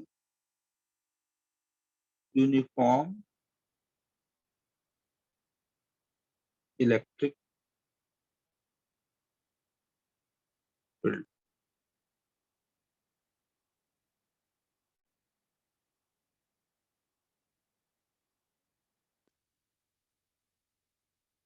तो देखो हम लोग मान लेते हैं कि कहीं पे यूनिफॉर्म इलेक्ट्रिक फील्ड है, इस डायरेक्शन में कहीं पे यूनिफॉर्म इलेक्ट्रिक फील्ड है, और हमने, ये केवल एक रिप्रेजेंटेटिव डायग्राम है ना, इस पे ये ध्यान नहीं देना कि ये इस डायरेक्शन में है ना, एक कोई डायरेक्शन दिखाना है तो हमने आर्बिट कोई भी डायरेक्शन दिखा दिया। अब मान लो मैं एक पॉइंट ए पे हूं और ए से कोई पॉइंट बी पे जाता हूं, तो ए से अगर बी पे जा रहा हूं तो ए का पोजीशन वेक्टर आर ए है और बी का पोजीशन वेक्टर आर बी है। तो अगर ए पे खड़ा होऊंगा तो मैं बोलूंगा ए का पोटेंशियल बी है और बी पर पोटेंशियल बी बी है। तो जब मैं ये वाला बेसिक रिलेशन लगाऊंगा d B equal to minus E dot d r, ये तो हमेशा वैलिड होगा ना, dv equal to minus E dot d r, ये तो कांस्टेंट हो या वेरिएबल सबके लिए वैलिड है। और इसका यूज करके अगर मैं पोटेंशियल डिफरेंस निकालूं, तो जब मैं आर ए पर हूंगा तब का पोटेंशियल बोलूंगा बी ए, और जब आर बी पे जाऊंगा तब का पोटेंशियल बी बी हो जाएगा। तो यहाँ पे लिख सकता हूँ मैं B B minus B A equal to, अभी ई की वैल्यू क्या है, कांस्टेंट है ना। अगर ई की वैल्यू कांस्टेंट है तो क्या मैं ई को बाहर निकाल सकता हूँ इंटीग्रेशन के टाइम पर? अंदर क्या बचेगा, डी आर, डी आर का इंटीग्रेशन क्या हो जाएगा, आर। तो यहाँ पे वैल्यू डाल दूंगा, इनके बीच में डॉट प्रोडक्ट है वो बना रहेगा ना, ई बाहर निकाला, डॉट प्रोडक्ट भी लगाया हुआ है। यहाँ पे आ जाएगा R B minus R A, तो ये हमारा हो गया ई डेल्टा आर ना, चेंज इन आर, और इधर क्या है, चेंज इन पोटेंशियल। तो अगर ई की वैल्यू कांस्टेंट होगी, तो जो आप छोटे से चेंज के लिए लिखते थे, छोटे से चेंज के लिए डीवी लिखते थे, इधर डी आर लिखते थे, तो उसको आप बड़े चेंज के लिए भी लगा सकते हो। समझ आ रहा है बच्चों? जब भी, हाँ वो डेल्टा आर मतलब A B vector, delta r मतलब ए बी वेक्टर। तो जब भी ई की वैल्यू कांस्टेंट होगी, तो वहां पे आप जो छोटे चेंज के लिए फॉर्मूला लिखते थे, डीबी इक्वल टू माइनस ई।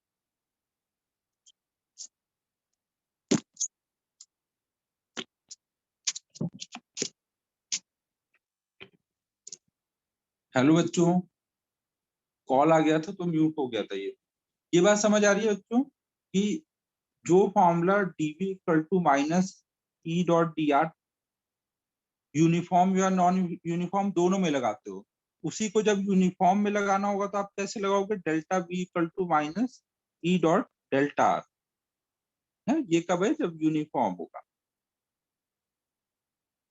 और ये वाला यूनिफॉर्म में भी चलेगा और नॉन यूनिफॉर्म में भी चलेगा।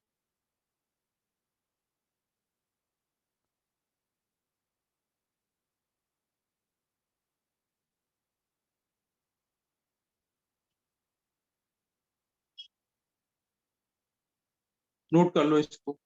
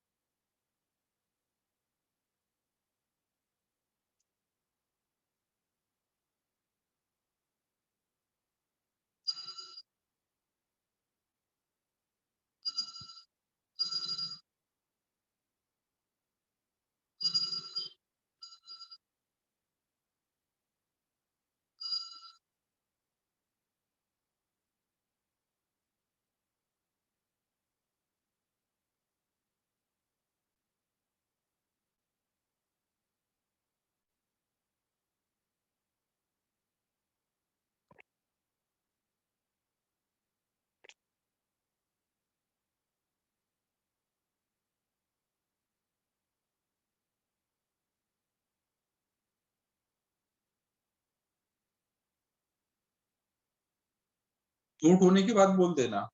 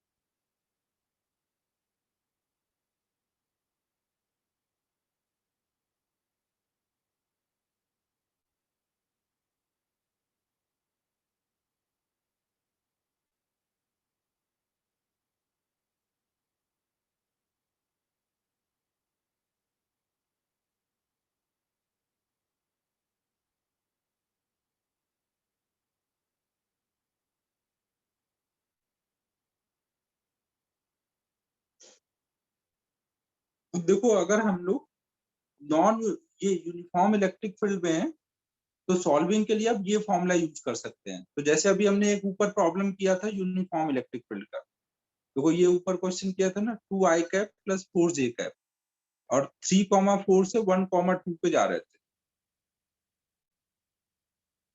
क्वेश्चन हमारा क्या था, ई की वैल्यू दी थी 2i cap plus 4j cap और ए की वैल्यू थी 3,4 से 1,2 पे जा रहे थे, यही था ना 1,2। हाँ, और हमें B A minus B B निकालना था।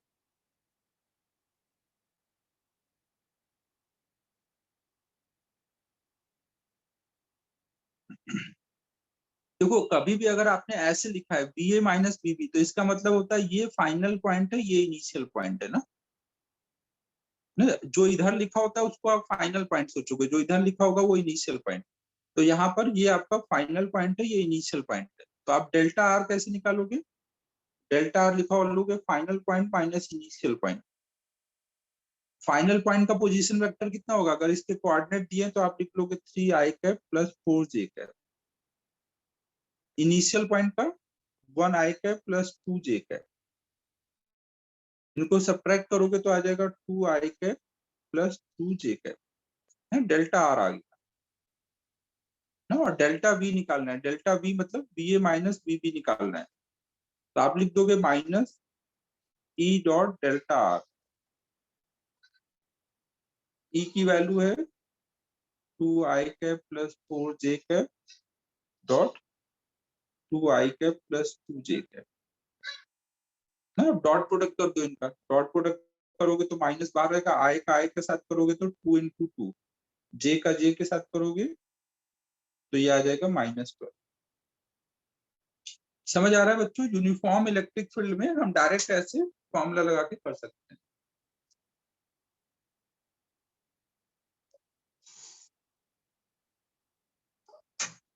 हमेशा जब भी B A minus B B लिखा होगा, जब भी B A minus B B लिखा होगा तो हमेशा जो इधर लिखा होगा उसको फाइनल पॉइंट सोचोगे, जो इधर लिखा होगा उसको इनिशियल पॉइंट। तो डेल्टा आर उसी के हिसाब से निकालोगे ना। वेरिएबल के लिए डीवी वाला फॉर्मूला यूज करो, कांस्टेंट वाले के लिए डेल्टा वी वाला।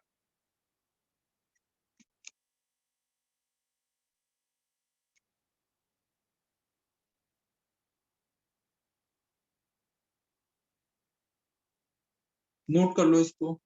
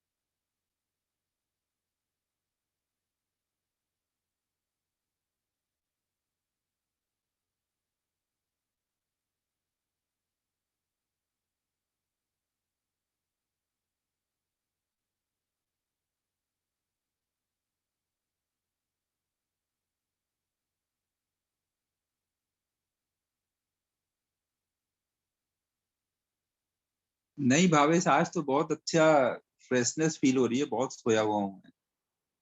अभी तो 1 घंटा एक्स्ट्रा भी पढ़ा सकता हूँ।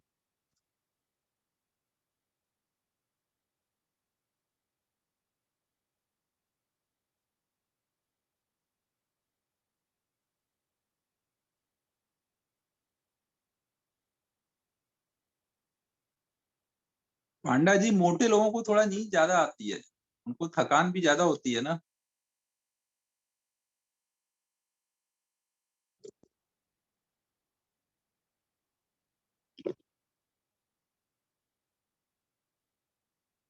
अरे यार सो के उठे नहीं सुबह सुबह, फिर तुम लोग को नींद आने लगी।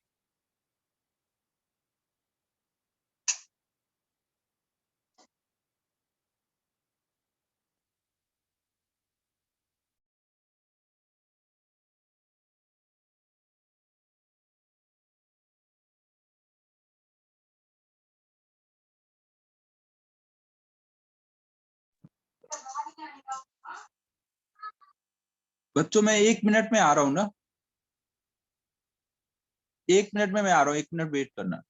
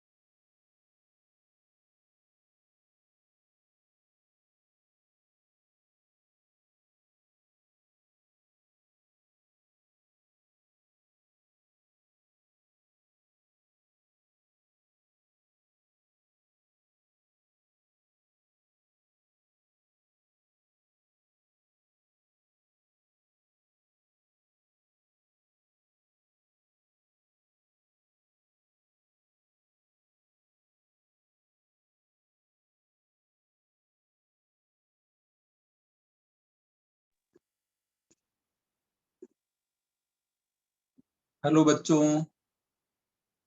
I am back. तो अब हम लोग देखते हैं यहाँ पर। हमने देखो ये देख लिया कि यूनिफॉर्म इलेक्ट्रिक फील्ड में हम कैसे सॉल्व करेंगे ना, delta V equal to E dot delta r लगा के करेंगे ना, delta V equal to minus E dot delta r लगा के। तो अब इसमें भी हम लोग एक और भी सोचते हैं कि अगर हम ई के डायरेक्शन में ही चल रहे हैं तो उस सिचुएशन में ये क्या फॉर्मूला बनेगा ना। ये तो हमने यूनिफॉर्म इलेक्ट्रिक फील्ड में किधर भी चले उसको रिलेट करने के लिए कर लिया। फिर यहाँ पे हम एक और ये रिलेशन बना लेते हैं कि अगर हम कभी ई इस डायरेक्शन में है और इधर के डायरेक्शन में ही अगर जाते हैं, डेल्टा आर अगर हमारा इसी डायरेक्शन में है, तो वहां पर ये फॉर्मूला क्या बन जाएगा, delta V equal to minus E dot delta r. तो वो फॉर्मूला क्या बन जाएगा, ई और डेल्टा आर एक ही डायरेक्शन में है ना, तो ये हो जाएगा ई डेल्टा आर। समझो बच्चों। तो इसका मतलब हुआ कि अगर हमें दो पॉइंट के बीच में पोटेंशियल डिफरेंस चाहिए जो कि इलेक्ट्रिक फील्ड के डायरेक्शन में है, तो उसके लिए आप क्या करोगे, ई इंटू दोनों पॉइंट के बीच की डिस्टेंस ना। मान लो हमारा एक पॉइंट ए है और एक पॉइंट बी है और इनके बीच का पोटेंशियल डिफरेंस चाहिए, तो मैं क्या करूंगा, सीधे ई इंटू डी कर दूंगा इनके बीच की डिस्टेंस। तो मुझे पोटेंशियल डिफरेंस का मैग्नीट्यूड पता चल जाएगा। फिर मैं डायरेक्शन के लिए या तो यहाँ साइन से सोच लूंगा या अलग से सोच लूंगा कि ई अगर इधर को जा रहा है तो ये हाई पोटेंशियल होगा, ये लो पोटेंशियल होगा। तो वहां से मैं लिख दूंगा डेल्टा वी ए क्या है, V A minus B B है। समझ आ रहा है बच्चों मैं क्या बोल रहा हूँ। अगर इलेक्ट्रिक फील्ड के डायरेक्शन में आप जा रहे हो, यूनिफॉर्म इलेक्ट्रिक फील्ड के डायरेक्शन में, तो वहां पे सीधे ई इंटू डी करोगे तो आपको पोटेंशियल डिफरेंस मिल जाएगा, ई इंटू डी। और फिर आप वो डिफरेंस को VA माइनस BB लिखना है या VB माइनस VA, वो अलग से सोच लो। वो अलग से कैसे सोचोगे, आपको पता है कि ये हाई से लो जा रहा होगा, तो ये हाई है, ये लो है, तो जो E इंटू डी है वो VA माइनस BB होगा।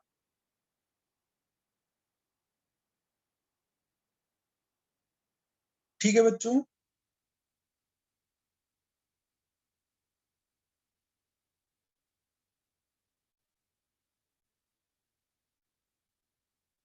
तो अक्सर हम ये यूज करेंगे कि जब भी यूनिफॉर्म इलेक्ट्रिक फील्ड होगी तो वहां पर E इंटू डी करके पोटेंशियल डिफरेंस निकाल लेंगे और फिर देख लेंगे वो VA माइनस BB है या BB माइनस BA। D और E एक ही डायरेक्शन में होने चाहिए।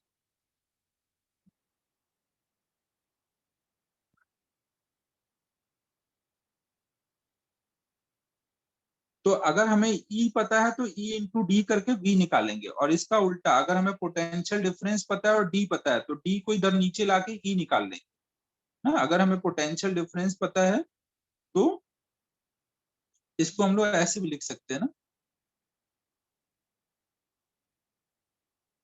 हमने ये देख लिया कि डेल्टा V का मैग्नीट्यूड जो होगा वो E इंटू डेल्टा आर होगा।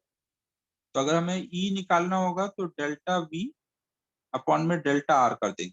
ये ध्यान रखना E और डेल्टा आर एक ही डायरेक्शन में है ना, तो ऐसे हम लोग E निकाल सकते हैं। और डायरेक्शन हम अलग से देख लेंगे, किधर हाई पोटेंशियल है किधर लो, उस हिसाब से लिख देंगे ना। अगर डेल्टा आर और अगर हम डेल्टा V को V से दिखाएं और डेल्टा आर को D से दिखाएं तो हम इसी फॉर्मूले को ऐसे भी लिखते हैं, E इक्वल टू V/D ना। यूनिफॉर्म इलेक्ट्रिक फील्ड में पोटेंशियल डिफरेंस पता है, D पता है, तो V/D करके ऐसे भी लिखते हैं अगर E और डेल्टा आर एक ही डायरेक्शन में है। E और डेल्टा आर एक ही डायरेक्शन में है तो वहां पे हम ऐसे कर सकते हैं। समझ आ रहा है बच्चों मैं क्या बोल रहा हूँ?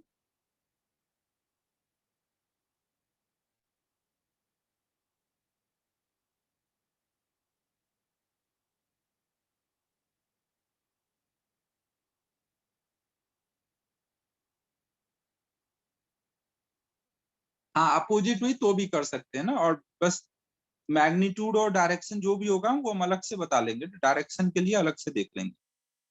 E इक्वल टू V/D ये उनके मैग्नीट्यूड को रिलेट कर देगा, चाहे वो E के अपोजिट हो या E के डायरेक्शन में हो। हाँ, मैग्नीट्यूड सेम ही आएगा, डायरेक्शन हम अलग से देख लेंगे। अब इस पे प्रॉब्लम कराता हूँ तो समझ आ जाएगा कैसे यूज करना है। ये नोट कर लो पहले।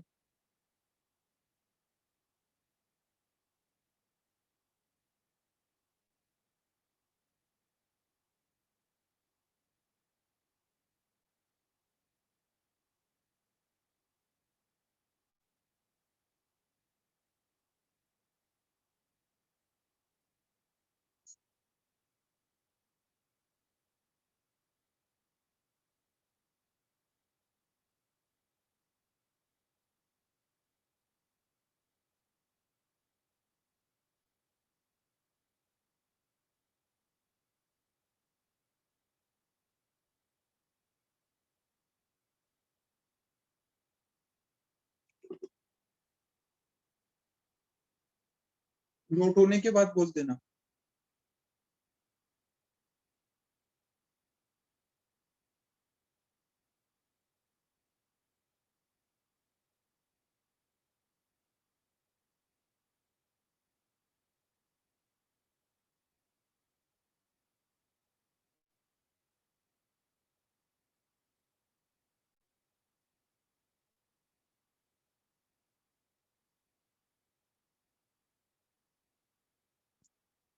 अब एक चीज और पहले समझ लो फिर हम लोग क्वेश्चन करते हैं इस पे।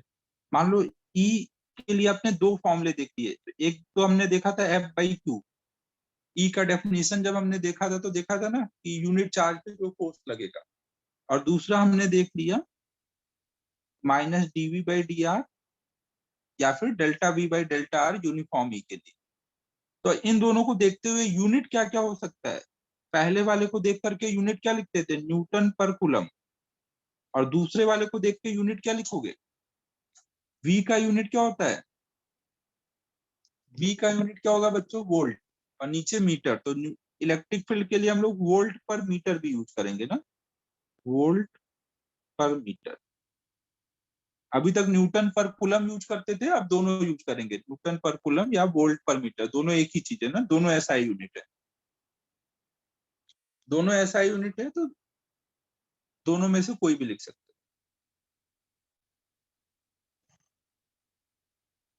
हैं। अब एक क्वेश्चन करते हैं, सपोज कहीं पे यूनिफॉर्म इलेक्ट्रिक फील्ड ई है जिसकी वैल्यू है कुछ 50 वोल्ट पर मीटर। अब अगर हमने एक पॉइंट लिया ए और एक पॉइंट लिया बी और एक पॉइंट लिया सी, ए से बी की दूरी कुछ 2 मीटर है, बी से सी की दूरी कुछ 5 मीटर है, तो हमें बताना है find part 1 V A minus B B, part 2 V A minus B C, part 3 B B minus B C. ठीक है बच्चों, कहीं पे यूनिफॉर्म इलेक्ट्रिक फील्ड है और इस डायरेक्शन में 50 वोल्ट पर मीटर, हमने ई के डायरेक्शन में 2 पॉइंट लिए ए और बी, और एक हमने उसके परपेंडिकुलर लिए।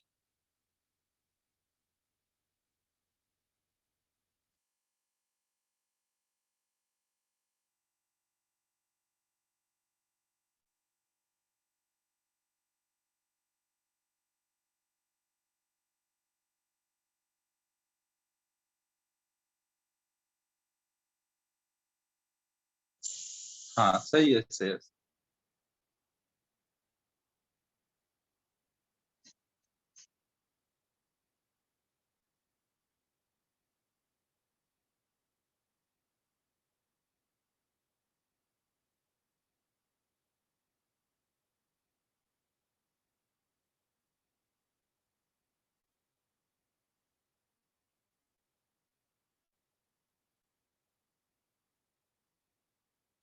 तो आप देखो क्या क्या करोगे, आप सोचोगे अगर B A minus Bibi, uniform electric field में हमें बी ए माइनस बीबी की वैल्यू निकालनी है, तो ई इंटू डी करके सोच सकते हैं। अब इसमें बी ए बड़ा होगा या बीबी बड़ा होगा, इलेक्ट्रिक फील्ड हाई से लो की तरफ जाता है ना, तो अगर ये इधर को जा रहा है मतलब ये हाई है ये लो है, तो ये वैल्यू प्लस में आनी चाहिए ना, ये प्लस में आनी चाहिए, और बी ए माइनस बीबी की वैल्यू कितनी होगी, ई इंटू डी, ई के डायरेक्शन में ई इंटू डी कर देना है, तो ये हो जाएगा E into D, 50 into D, 100 volt. फिर वीबी माइनस बीसी, पहले थर्ड पार्ट कर लो, वीबी माइनस बीसी क्या है, ई के परपेंडिकुलर जा रहा हो, ई के परपेंडिकुलर जाने पर पोटेंशियल में कोई चेंज नहीं आता, तो इसका मतलब बीबी और बीसी सेम है, तो अगर हमें बी ए माइनस बीसी निकालना है मतलब बी ए माइनस बीबी निकालना है, तो ये भी वही हो जाएगा 100 वोल्ट। समझ आया सभी को।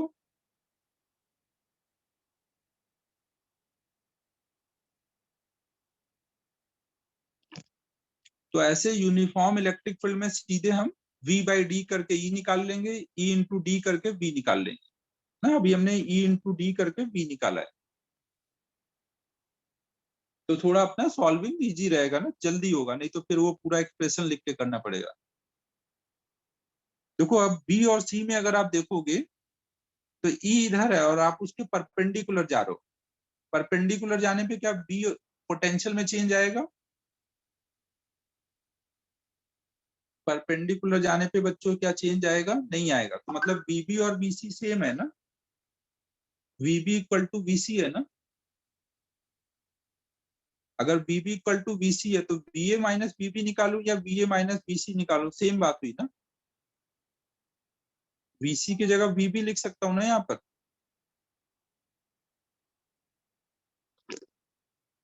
यहाँ पे हमने बीसी की जगह पर बीबी लिख दिया है।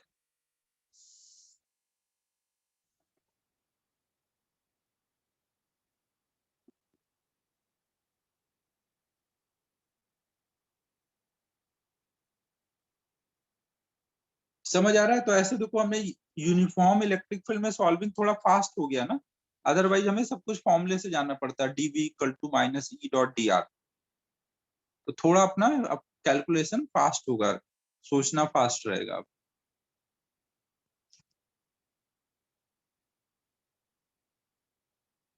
तो अभी हमें ई पता था तो हमने B A minus B B निकाला। ऐसे हम उल्टा कर सकते हैं कि अगर हमें कभी दो पॉइंट के बीच में पोटेंशियल डिफरेंस पता है, हमें पता है कि ई मान लो इधर है और वी ए दिया है, वी बी दिया है। वी ए की वैल्यू मान लो कुछ 10 वोल्ट पर 10 वोल्ट है, वी बी की वैल्यू कुछ 2 वोल्ट है और इनके बीच की डिस्टेंस कुछ 4 मीटर है। तो यहाँ पे बोला जाए ई की वैल्यू बताओ। ई के डायरेक्शन में दो पॉइंट दिए गए हैं, ए और बी।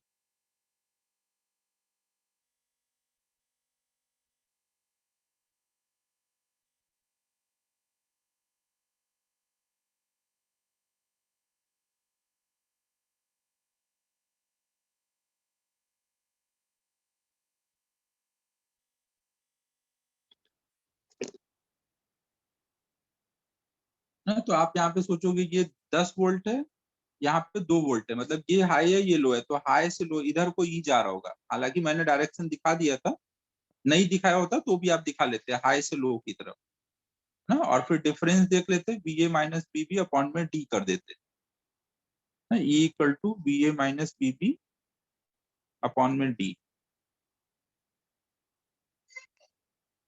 तो ऐसे करके हम यूनिफॉर्म इलेक्ट्रिक फील्ड में क्वेश्चन सॉल्व करेंगे।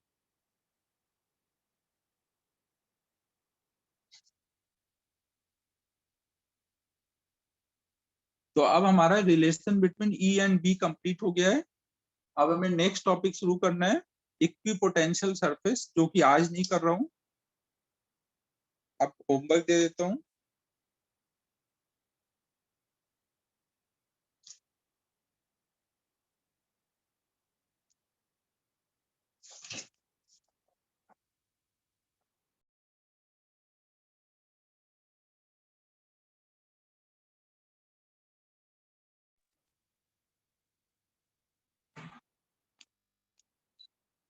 ये आज वाला तो टेस्ट में डालने दो यार, ये एकदम सिंपल है।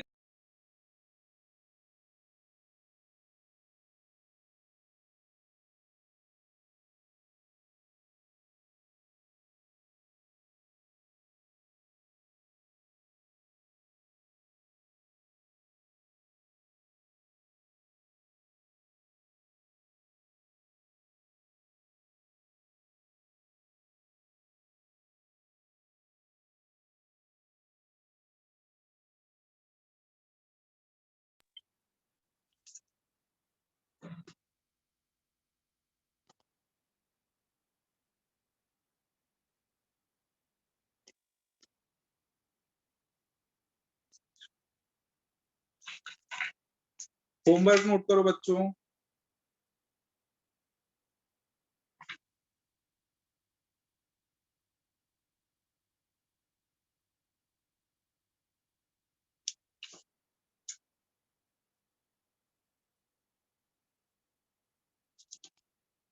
होमवर्क में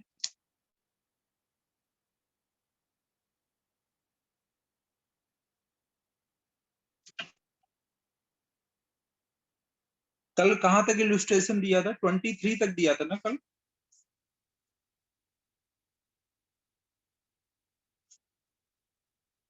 बीच में कुछ छोड़े थे ना, तो इलस्ट्रेशन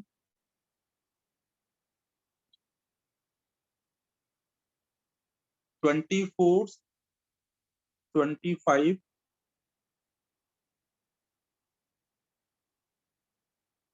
28।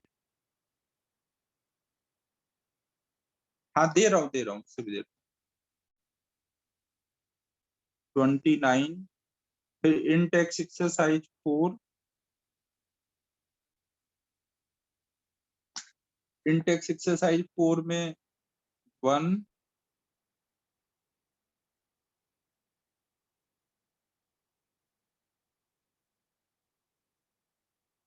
2, 3, 5, 6, 7, 8, 9। अब एक्सरसाइज 1 से दे देता हूं।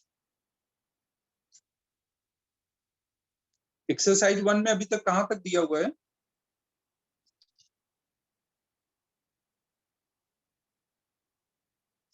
10 तक दिया था शायद, 10 तक।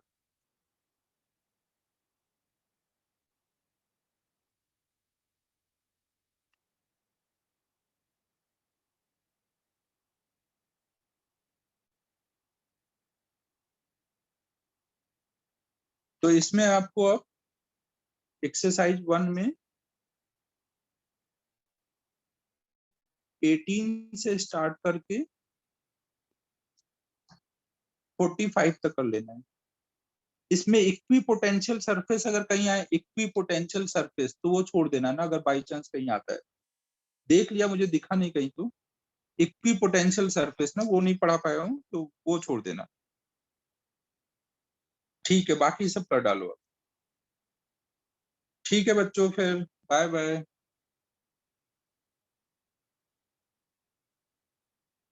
सेंटर पे यार आज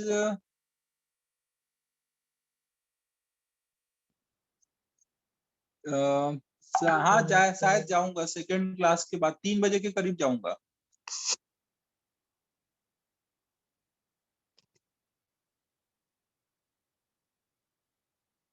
आ सकते हो, मैं 3 बजे के करीब जाऊंगा उधर ना, 2:30 या 3 के करीब ऐसे।